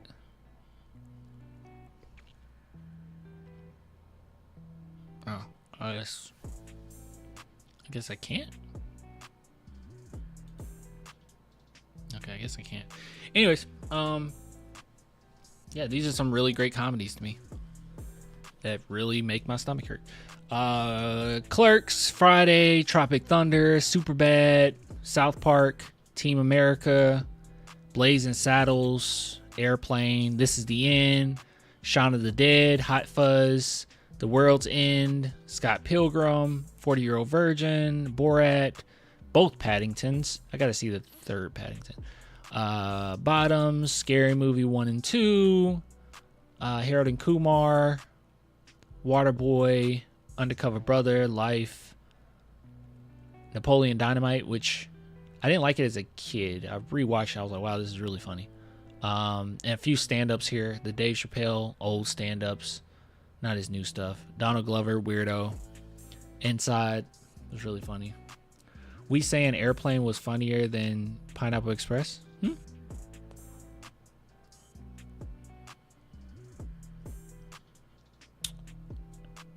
Why don't I have Pineapple Express on here? Did I not have Pineapple Express on here? Okay, I'm gonna add Pineapple Express. I like the original Ted. I like the original Deadpool. Dumb and Dumber, Semi-Pro, Me, Myself, and Irene, Bad Grandpa, I'm Gonna Get You, Sucker, The Naked Gun, our Simpsons movie, SpongeBob movie, Step Brothers, Dope, Don't Be a Menace to Society, While Drinking Your Juice in the Hood. What's how did I not put Pineapple Express on here?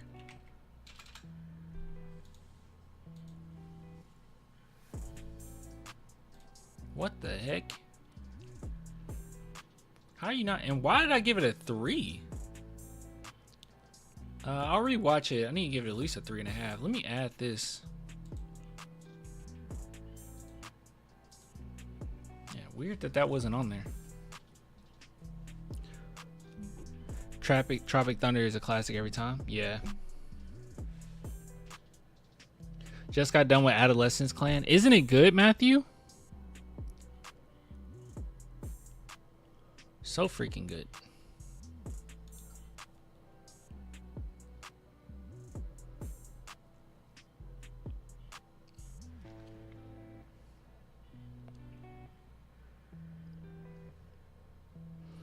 Okay, can we talk about Anora? I'm gonna talk about Anora, then get out of here. I didn't like this movie that much. I thought it was okay.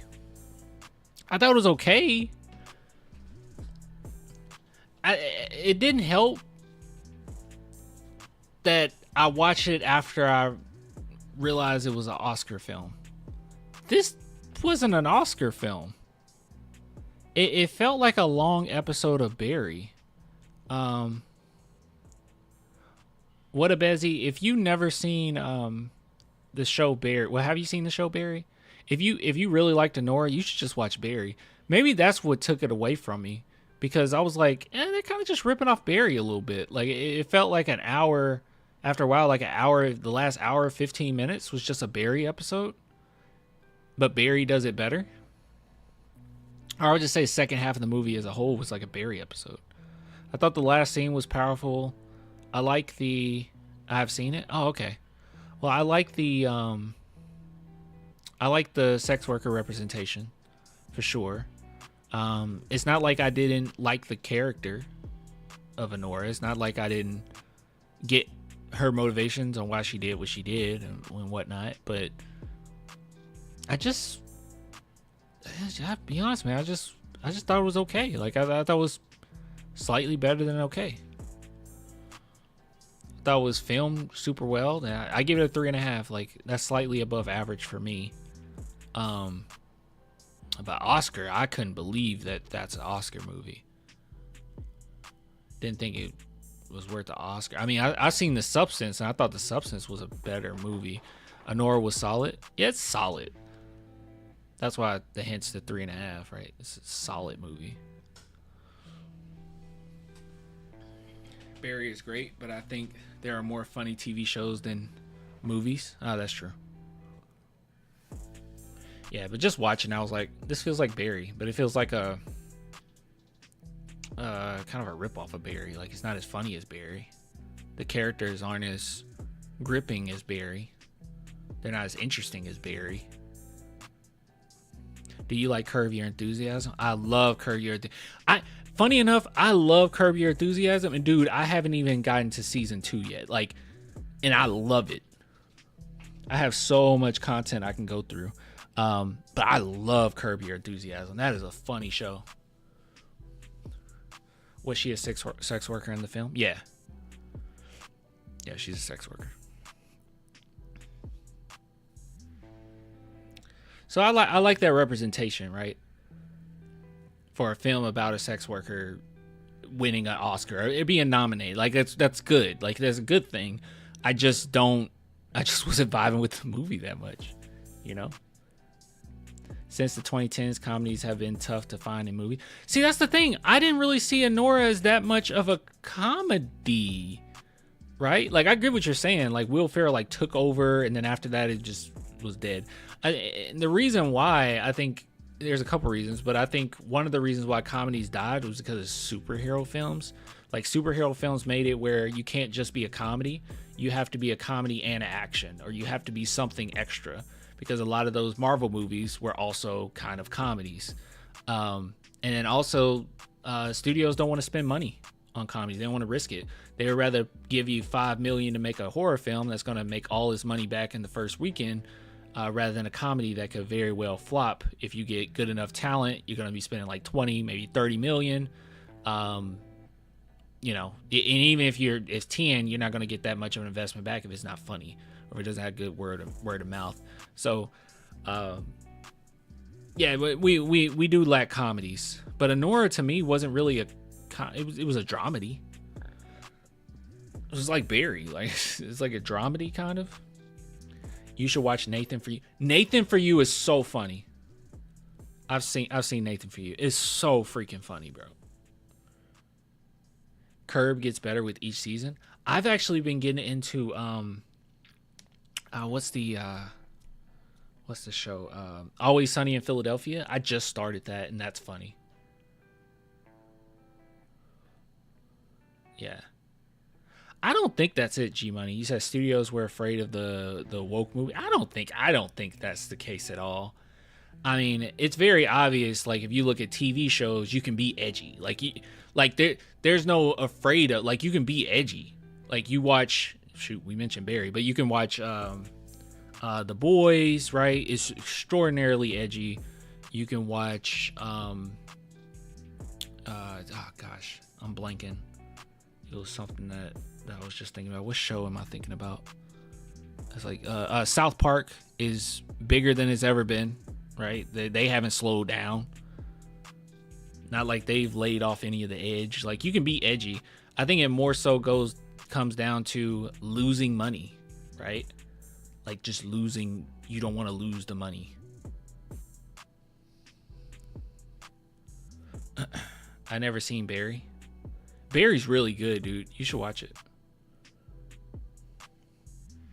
Studios embrace the wokeness.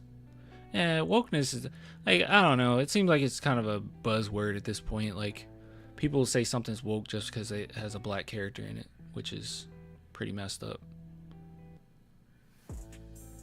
Yeah, but for like 2 years it was limited. I really do think that it came down to superhero film. Like I think that I genuinely, I don't know if people really like recognize how much superhero films took over the industry. Like, cause they were the only comedies coming out. They were taking over, like Disney was releasing like 3-4 Marvel movies in the course of a year, all of which had comedy elements. And in this economy where people don't want to spend a ton of money, they don't want to just throw out their money like that, and you have streaming platforms and whatnot, you just make more money off of just having it stream as a TV show. Or, you know, it's a big risk to put a movie in theaters, right? Even the Looney Tunes movie, which you would think would just like kill the box office, it's Looney Tunes. Everyone knows Looney Tunes. I think it's getting ready to leave theaters in like a couple of days. It just came out. Agreed, copycat game. Easily copycat game. It wrecked the industry. Superhero movies destroyed the industry. Which I'm not going to sit here and complain. It's not like I didn't think Infinity War was like amazing. Like I genuinely went to see the Marvel movies up to Infinity War. Then I watched Endgame. Endgame wasn't good, but Infinity War, I was like, whoa, this was awesome. Like it felt like an event, right? Like you had and good stuff came out of it too, like Black Panther, right? Like being a black film to make over $1 billion. Like that's good. That's a good thing. It just kind of comes down to they destroy comedies in the process. You know, they demolish comedies.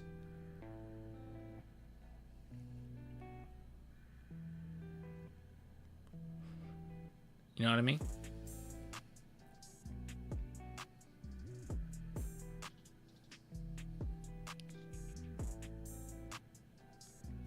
Yeah, that's true. Woke used to have a good meaning, but it's been used to tear down any progress that helps the greater good of humanity.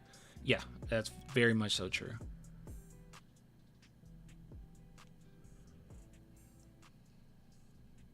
I hate that. I use that term all the time. And then the superhero movie destroys itself. And then the superhero movie destroyed itself. Marvel sucks now.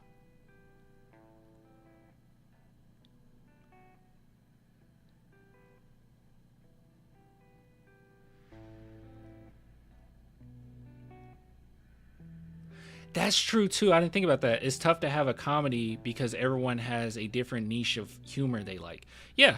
Yeah, it's kind of strange, right? Like when I went to see Sausage Party, that movie sucked, by the way. When I went to see Sausage Party, everybody like was laughing like, oh, this is so funny. I'm just like, this isn't funny, this is trash, right? But then I watched like the South Park movie. Get in a room with some people and watch the South Park movie. It is going to be so 50-50. It's going to be so 50-50. It's like you either like that style of comedy or you don't. Family Guy, right? Like, I'm not the biggest fan of Family Guy humor where they do the joke and then they just explain the joke. They explain that they're doing the joke, like this meta humor that they got going. I don't like it. But I like American Dad humor, right? I like Futurama humor. I think it's cleverly written. I like Curb Your Enthusiasm humor. But yeah. It's really difficult to write a good comedy. The studios don't want to take that risk. The last comedy that we had that came out that felt like some of those old comedies, like the 2000s, was Bottoms. Like, genuinely. Like, if you guys are missing that style of humor, I think you should watch Bottoms. It has it. It has it.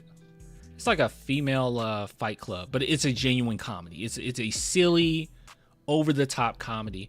It was so strange because watching this movie, I really loved it at the beginning, and then at one point I was like, I'm not really vibing with this, right? And I never had a movie win me over as hard as Bottoms did by the end of it. Like, the last 30 minutes, I was on board. I was like, okay, I'm enjoying myself. But this is a movie that really reminded me of some of those older movies from like 20 years ago, but well written.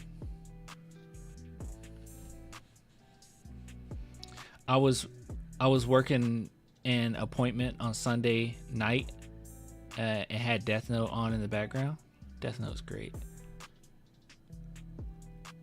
And social media pushes people into their own bubbles. For me, the best comedic performances are the one where the actors play it straight. I like those too. Yeah, I like those too. That's the reason why I know he's not a comedian, but that's the reason why I don't find like streamers like Kai Cenat funny. Like, it's just yelling. It's not really funny to me. But then I can watch somebody like, which, I mean, I don't actually watch his stuff, but I've seen clips of I Show Speed, and I actually find him funny because he's not like that all the time. I don't know. It's just, I don't know. It's weird. We mess with Madea. I don't like Madea movies. Maybe some of the old stuff. I don't know. The Jennifer Lawrence movie was kind of funny. I don't even know what movie you're talking about. I'm seeing Magazine Dreams tonight. Tell us how that goes. Tell us how that goes. I mean, Forgetting Sarah Marshall. I don't know if I seen that movie and I thought it was okay. You know, what's up with the Snow White? Gal Gadot can't act. I think that's probably the biggest issue. I wish they stopped remaking these. I guess Snow White was made for one since it came out in like the 30s, but like Gal Gadot kind of sucks. So, you seen Skins? I don't think so. It's a Mad World Was Wild, basically a live action cartoon. I haven't seen that.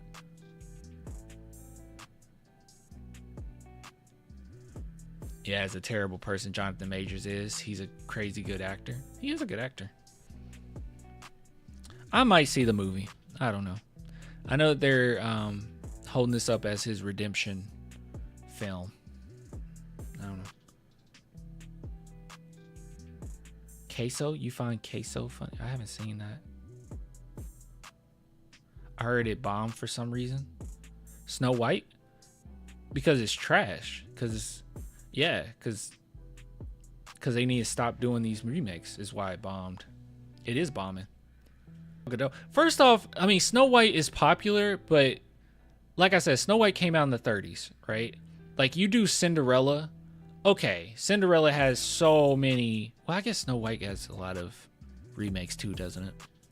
But I would say Cinderella. I would make the argument Cinderella is more popular. Beauty and the Beast is more popular. King is more popular than Snow White. So you already have that going against it.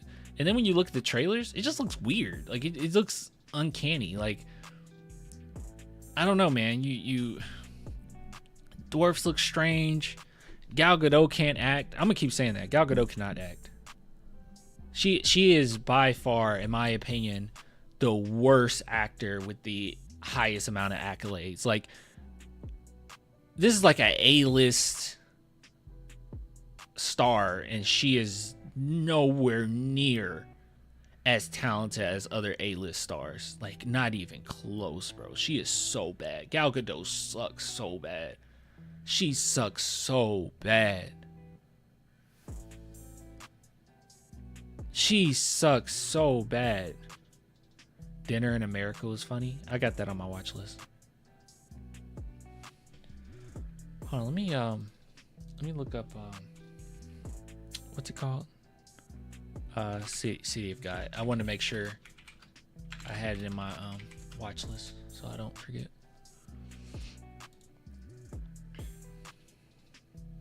It's in my watch list. Cool. Actually, I'll take it out and then put it back in so it's at the top. The chat is pausing. That's all right. I'm about to get off anyways.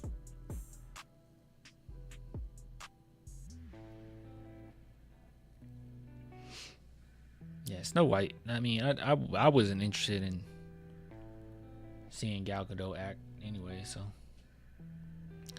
What happens if I type in Gal Gadot?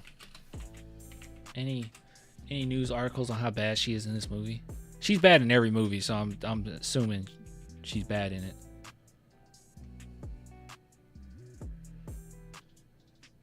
What the heck? Disney forced to beef up Gal Gadot's security after she got death threats? Why do people do that? Like, what is up with people? Gal Gadot's Snow White song is a remarkable anti-performance. She's so bad. Gal Gadot, let me say this. Gal Gadot is more when her acting style, bro, it's all about how she looks, right? Like it's always like she's looking in a mirror, right? Or like trying to pose. Like, instead of the performance, like, she doesn't get soaked into the performance. She's constantly trying to model. Like all her movies are like this. Like, she's trying to model. She's not actually acting. It's like every shot is like her best shot. Like every shot. How do I explain it? I don't know how to explain this. Like, every shot of hers is like, you got to get her good side. It's so annoying. Hold on. If I type in Wonder Woman and I just say screenshots. Let's see. Look at this. Every shot. Hold on. It's coming up. Every shot. Let me get my good side. Look at this. And she's never scratched once in this film. Look at this. Got to get my good side.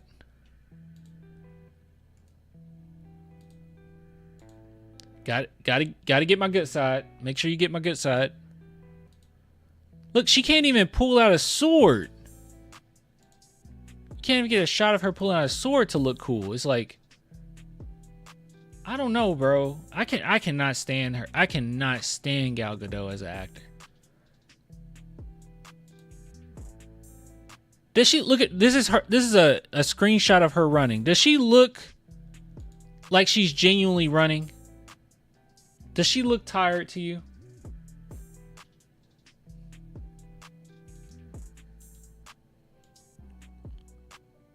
Yeah, every shot, bro. It's just she gotta look good. Look at this. She's saving children, and look at her face. This is the most expression you get in the entire film. In all of her films. This is the most expression you get. Yeah, it's like magazine cover acting. Yeah, it's like she's on Vogue with every shot she's in. Angelina, wait. How dare you, Clan? The new Snow White remake is my favorite movie of all time. She is just a pretty face actress like Angelina Jolie, to be honest. Whoa, whoa, whoa, whoa, whoa, whoa, whoa, whoa, whoa. Whoa, Angelina Jolie can act. Okay? Angelina Jolie is an actor. She's an actor, okay? Let's not get it twisted here. She soaks into a performance. It's not just Angelina Jolie. It's not like I see an Angelina Jolie film and I'm like, oh, it's just Angelina Jolie. Maybe sometimes, but like Gal Gadot, there's like no separation between Gal Gadot, the person, and her performance. Her performance.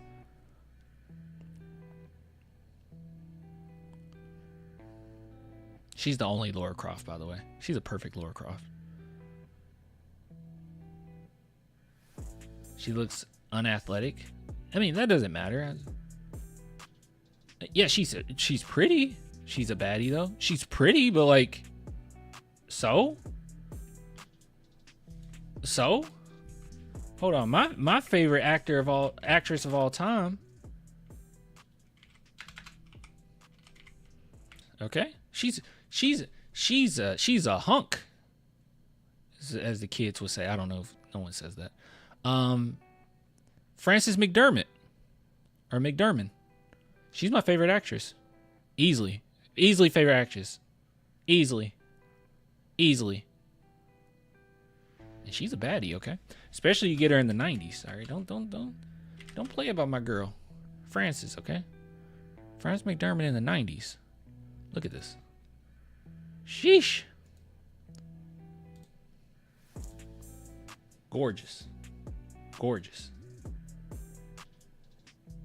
All right, but like, here's a perfect example though. All right, here's a perfect example.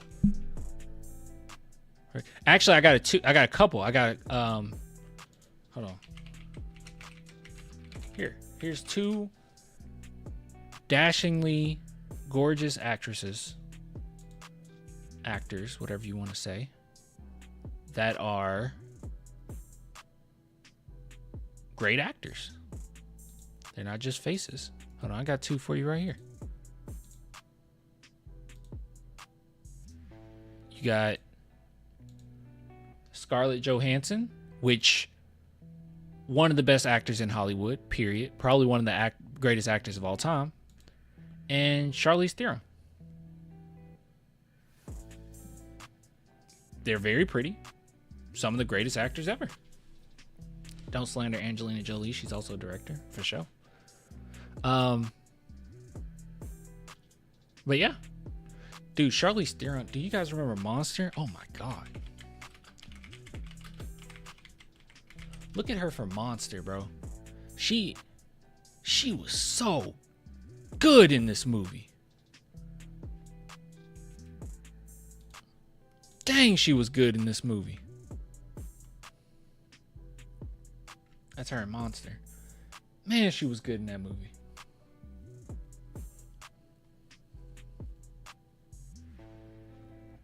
Who was getting Oscar buzz? Gal Gadot?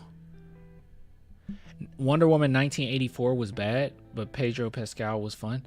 Oh, Wonder Woman 1984 is such a bad movie, bro. It's such a bad movie. The audacity for them to create a film and not even realize what they're doing. That's one of those movies where it was girl boss stuff going on that was like lame.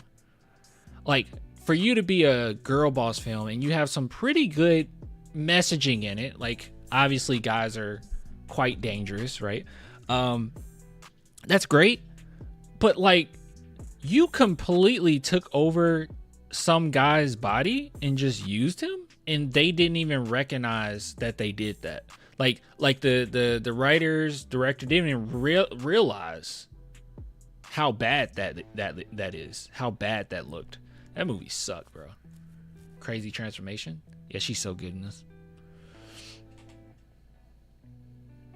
Mad Max. What about Mad Max?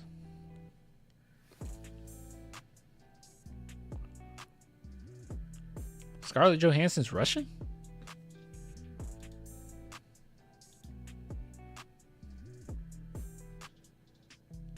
Scarlett Johansson's only 40? Dude, she accomplished so much. I could have sworn Scarlett Johansson was like 50 now. What a career. She's only 40 years old, y'all.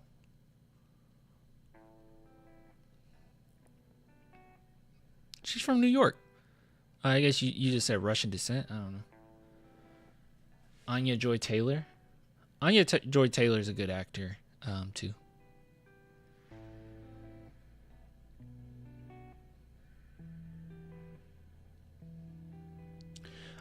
So just letting you guys know, another show that I'm going to be watching soon. I see this person right here is in the recommended, I guess. Young Royals. I was going to watch this. I heard it was that good. So gonna check it out. 100% on Rotten Tomatoes. I'm for it. All right. I'm on board. Teen drama. I haven't seen a good teen drama in ages. So Eastern European.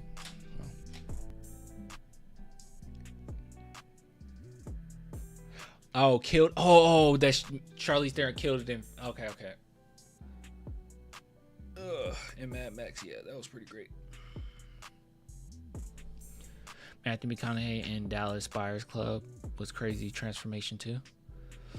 Yeah, I got some stuff to watch.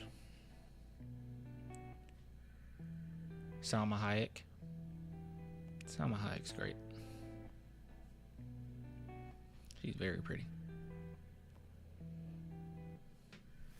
Anyways, but yeah, Gal Gadot sucks.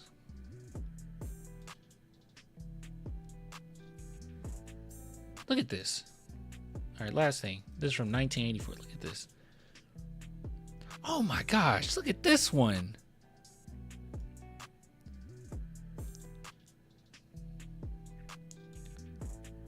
Hold on. Guys, look at this. Hold on, I gotta show you this. What is this?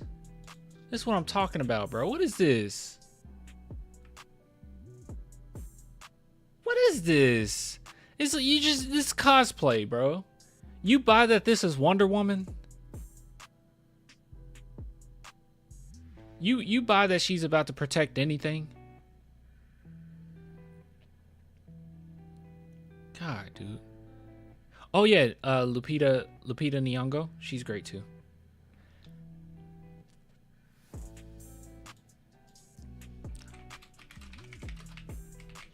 Now hold on, I'm about to show you guys the actual best actress in Hollywood. Hold on, I got. Come on, we got to just tell it how it is. We got to tell it how it is. This is actually the best actor in Hollywood. This is actually the best actress in Hollywood. Plan don't zoom in. I had to on the other one. By far. Easily. If you disagree, you don't know ball. All right. This is actually the best actress in Hollywood. Ridiculous. Every performance. Ridiculous. It doesn't matter what the material is. She elevates it. She elevates it to a whole nother level. How to Get Away with Murder can be so campy sometimes, and it can be so melodramatic, which is a fun show. But she brings it to a whole nother level, bro. This right here, this is an actor. Viola Davis is legit. She's the best actress in Hollywood. I genuinely think that. Probably her and Scarlett Johansson. Probably neck and neck there. Oh wait. Speaking of Wonder Woman, hold on. What was the movie she was in? Woman King? Hold on. If I put in Woman King screenshots, this is what a superhero looks like. All right? This is what it should look like. It shouldn't look like every shot is just trying to get the perfect angle. Look at this. This looks cold-blooded. Hold on, guys. This looks cold. This looks like she means business. She's about to save somebody. This movie's good, by the way. You should watch it. It's a good movie. Look at this. Hold on. kind of jumping all over. Look at this. Look at this. She's about to save somebody. This is a shot for you right here. She's not sitting there trying to get the perfect angle and look perfect for the camera. Look at this. You think these women playing? They're not playing with you. Look at this. It's a good movie. I enjoyed it. I don't know if I loved the movie, but I genuinely liked it. I liked it a lot. Look at that. She's not playing around, bro. She got to save her people. She's not playing. And meanwhile, this who they expect to save us. This is who Hollywood pushed. Hold on. I thought we had another image here. I guess they all went away. Oh no, here we go. This is who's gonna save you. Let me tell you, who do you want saving you? Her or her? I think she means business. This is how Gal Gadot should have been looking. You're Wonder Woman. You got some business to handle.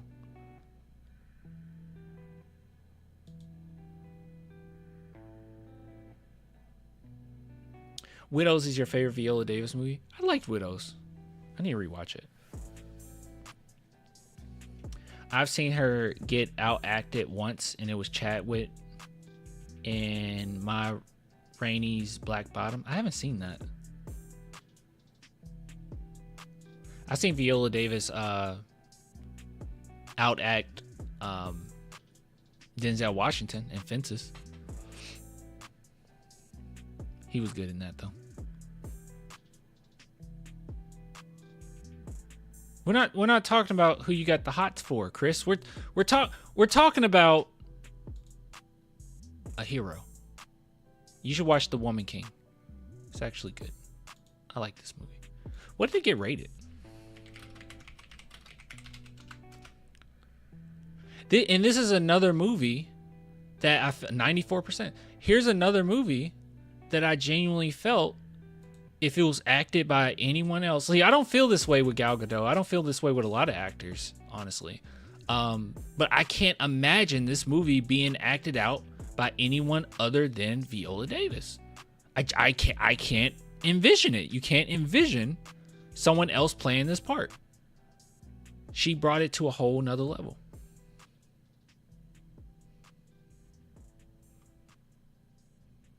I need to rewatch this movie. Let's go to Letterboxd. I don't think I rated it either. From what I remember, I'm gonna give it a solid 4.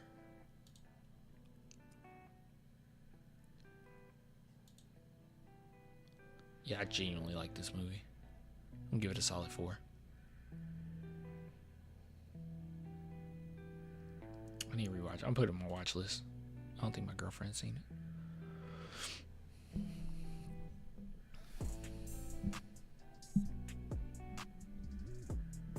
Oh, that's the one movie you haven't seen? Yeah. This movie's great, bro. I went to see it. I remember seeing this in theaters.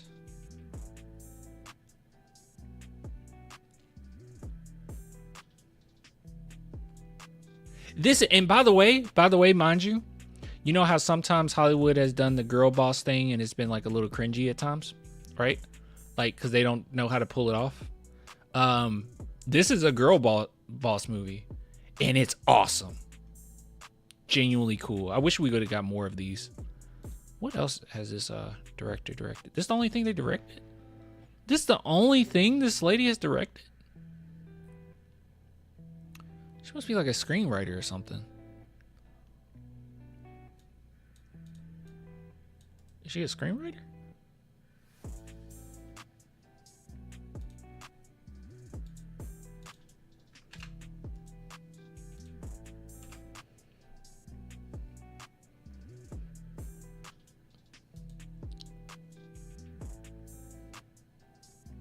What the heck?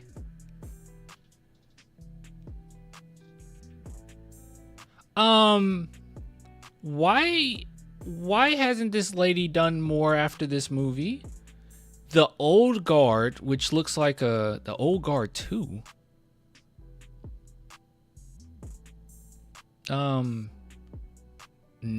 Okay. Okay, it's not out yet. Who's in this? Who is that? Is that Charlize Theron? That's Charlize Theron. Okay. I don't think I've ever seen the first Old Guard. Okay, well, she's about to make that movie, so. All right, she got a little love. And then she made this, which might be more of like a passion project. I've never seen this before. Did she write Love and Basketball? Okay, I don't know. Internet's acting weird. Okay, but I want this lady to get more praise, I think. Known for, the writer. Okay.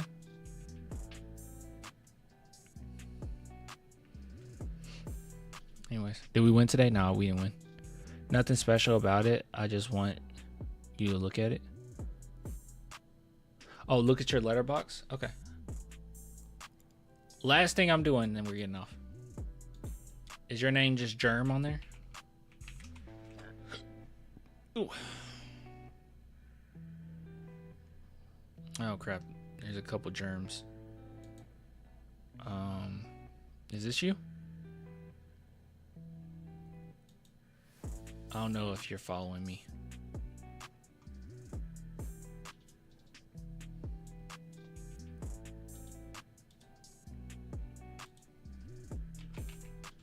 I can't do that.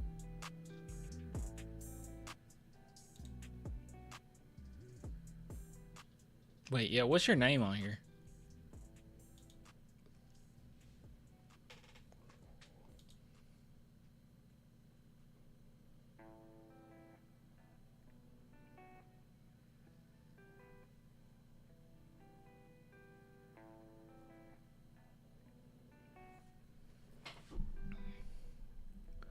It's Uncut Gem.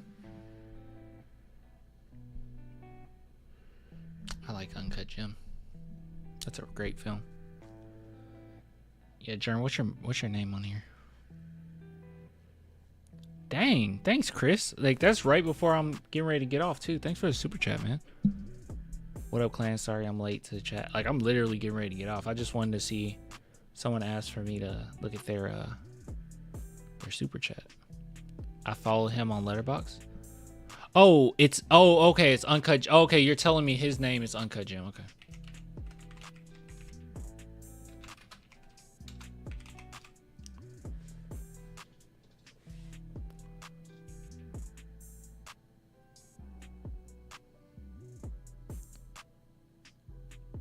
This? Not the same, right?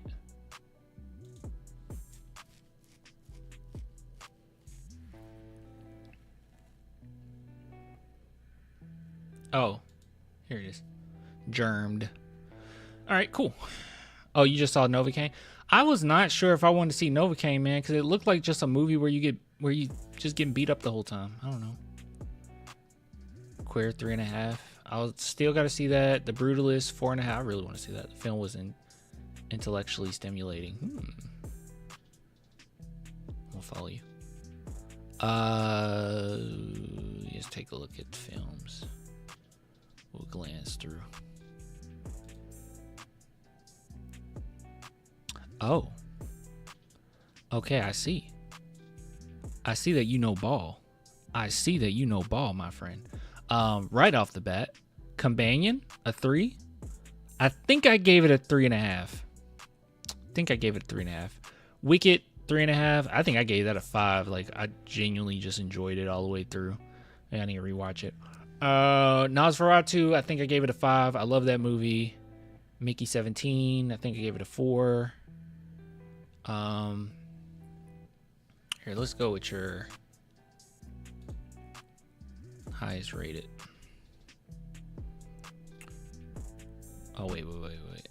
That's not your highest rated. That's my highest rated. All right.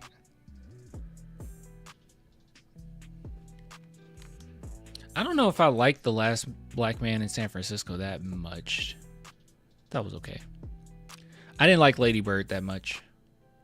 That thus far, those are the only ones I disagree with you. Everything else is pretty great. Good time getting a 5. I think I gave it like a 4 or something, but yeah, I didn't like Lady Bird that much. That was okay. And Parasite giving a 5 makes sense. I think that's top of my list of greatest film of all time, honestly. Barbie movie wasn't really for me. I think I maybe gave it a 4, maybe a 3.5. It wasn't really for me. But I was happy it existed. I'm really happy that movie exists. Hitman, I enjoyed Hitman. Nope, I didn't really care for Nope that much. But thus far, I don't disagree with any. Like, even if I wasn't crazy about some of these, none of these thus far is like I will watch it and regret that I watched it. Maybe Selena. Selena doesn't really... I don't think it's that good of a movie. But I understand why people love it. Jack Quaid is a good actor. I think Jack Quaid is a little mid. Definitely typecast right now. He's a typecast. He's definitely a typecast. And it felt like the reason why I haven't wanted to see it, or I just don't want to see it, is it looks like Jack Quaid the movie. You know what I mean? Like, the parts that he plays is that character that gets beat up all the time. And it just seems like Jack Quaid the movie. Robert Pattinson is my favorite actor. Robert Pattinson and Jake Gyllenhaal are my favorite actors, men actors. My favorite women actors would be Frances McDermott, Viola Davis, Scarlett Johansson, and Charlize Theron.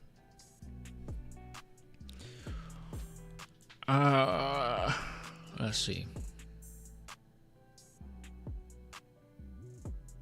I think I gave Pulp Fiction a 5. Yeah, none of these I disagree with, by the way. Like, I think these are... Well, Anora was a little high, but... I really don't like Long Legs. That was super disappointing. I think I gave that like a 2.5. The first act is the best part of everything. I'm not mad at your 8 Mile take. I think I might have gave 8 Mile a 3.5. Yeah, even though I'm the biggest Eminem fan in the world, most of that movie comes into... It comes down to the last scene. The Whale, a 3.5. I didn't like this movie. What did I give it? I gave it a 2. Yeah, I didn't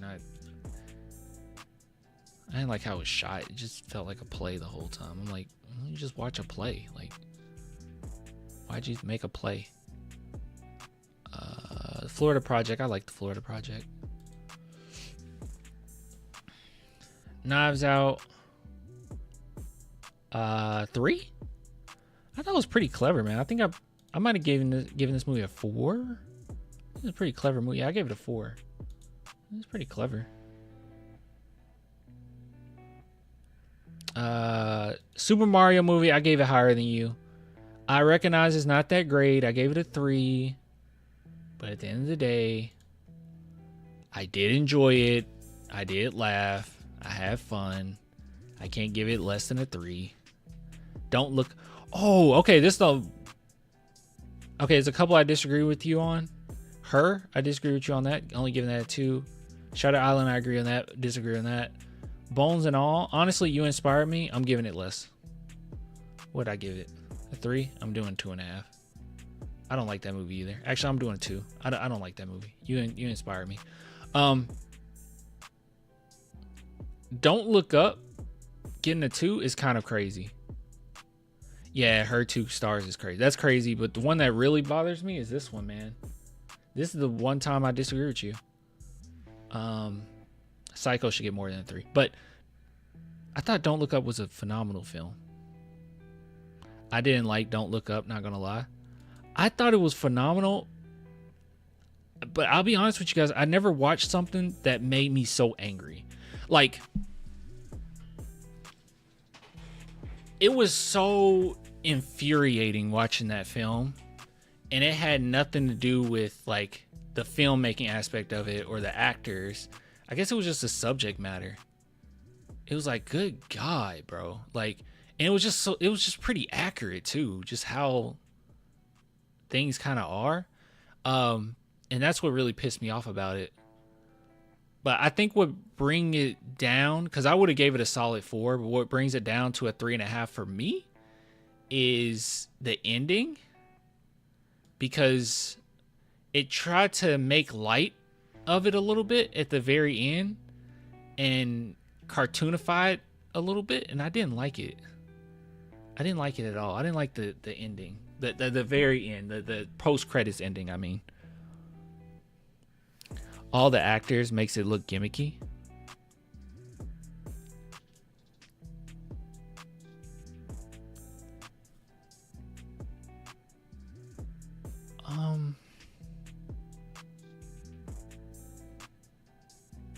Is that why people don't like that movie? Isn't that the point? To make you angry? Yeah, that's the point.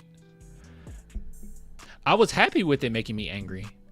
But what really like actually bothered me outside, or what bothered me as a like in the filmmaking, was the post credits. Like, I was cool with everything. It gave me a like solid 4. Like, I was like, I'm enjoying this.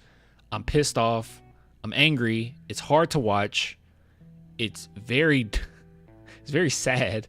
But then the post credit scene is what really just pissed me off. And I was like, oh my God, like, why did you go? I don't know.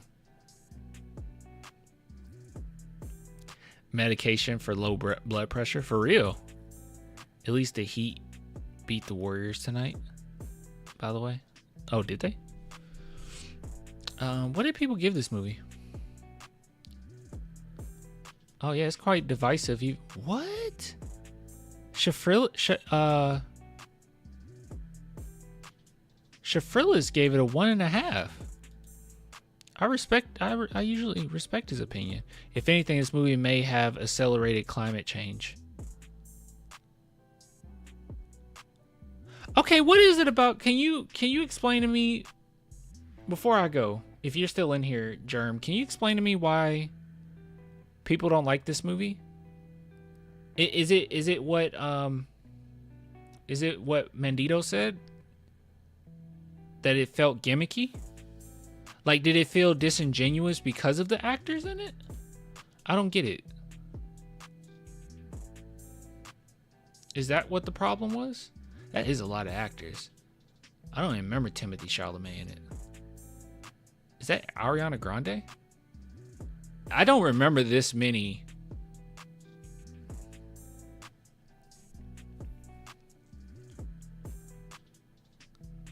I don't know. You might not still be in here. Yeah, I need to see why people don't like this movie. Oh. Carson, this is another person I respect. Corny, self-important, out of touch, too long, underuses every actor besides Jonah Hill, and the absolute worst editing I've seen all year, possibly all decade. Oh my God. Oh, you didn't watch it, Mandito? Okay. You just didn't watch it. There's no chance this wasn't a rough cut. Sorry, I'm usually picky with any editing, but this, oh brother, this guy stinks. I don't know what the heck he's talking about. The Ariana Grande thing and the memes made me want to gouge my eyes out, but I was entertained. Like Vice, this gets worse the more I think about it. What? I was mad watching it just because of the subject matter, and they did a good job at that. What are we talking about?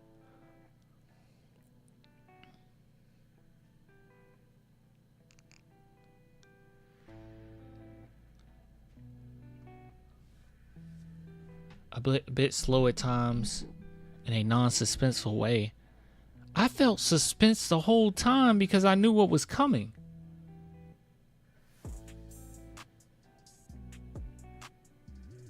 I heard about the editing stuff from YouTubers I watch. Okay, I'm gonna watch some stuff on Don't Look Up tonight.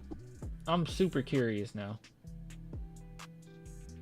I agree with them. Underutilized actors. I mean, you have that many actors. There's no way you're going to be able to utilize all of them.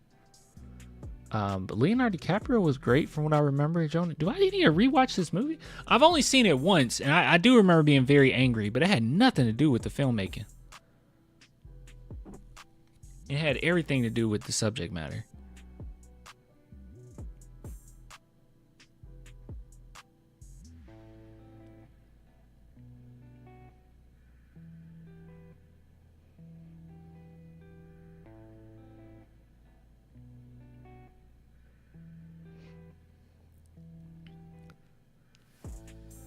That's pretty clever, Clan. That's my review. Imminent Death. My eyes are up here. I loved it, but God, it was infuriating.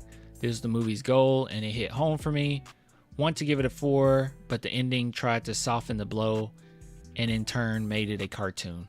Yeah, that's what I just told you guys. That's how I felt. It turned to a cartoon. You're like, oh, you softened the... Like, no, you had a fine message. What are we doing? I watch a lot of Your Movie Sucks and Red Letter Media. Did Your Movie Sucks go over Don't Look Up? I love Your Movie Sucks.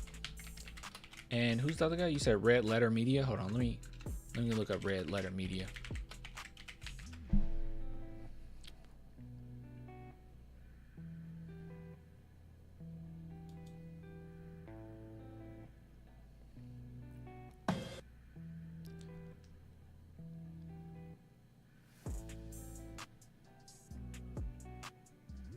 I think I've seen this.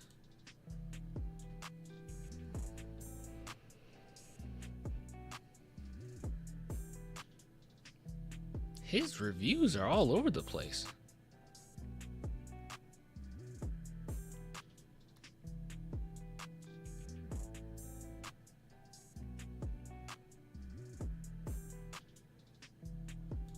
I am interested to see The Fly review. Interesting. Okay, let me subscribe to that. And Your Movie Sucks. Don't Look Up. Did he do a video on it?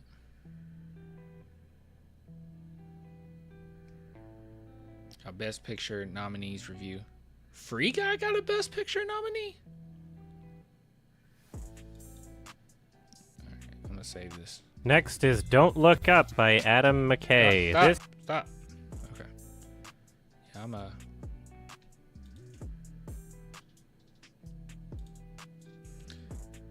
I wonder if I would have felt different about the movie if I watched it in theater, but... I've been skipping around for you. Yeah, it's okay. Alright, I'm about to hop off.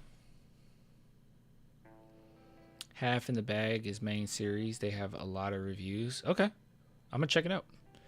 All right, y'all. You have a good night. I'll get with you guys later. Everyone have a good night. See you later. I'm going to go ahead and watch some of these. Or I'm going to go in the living room and watch it.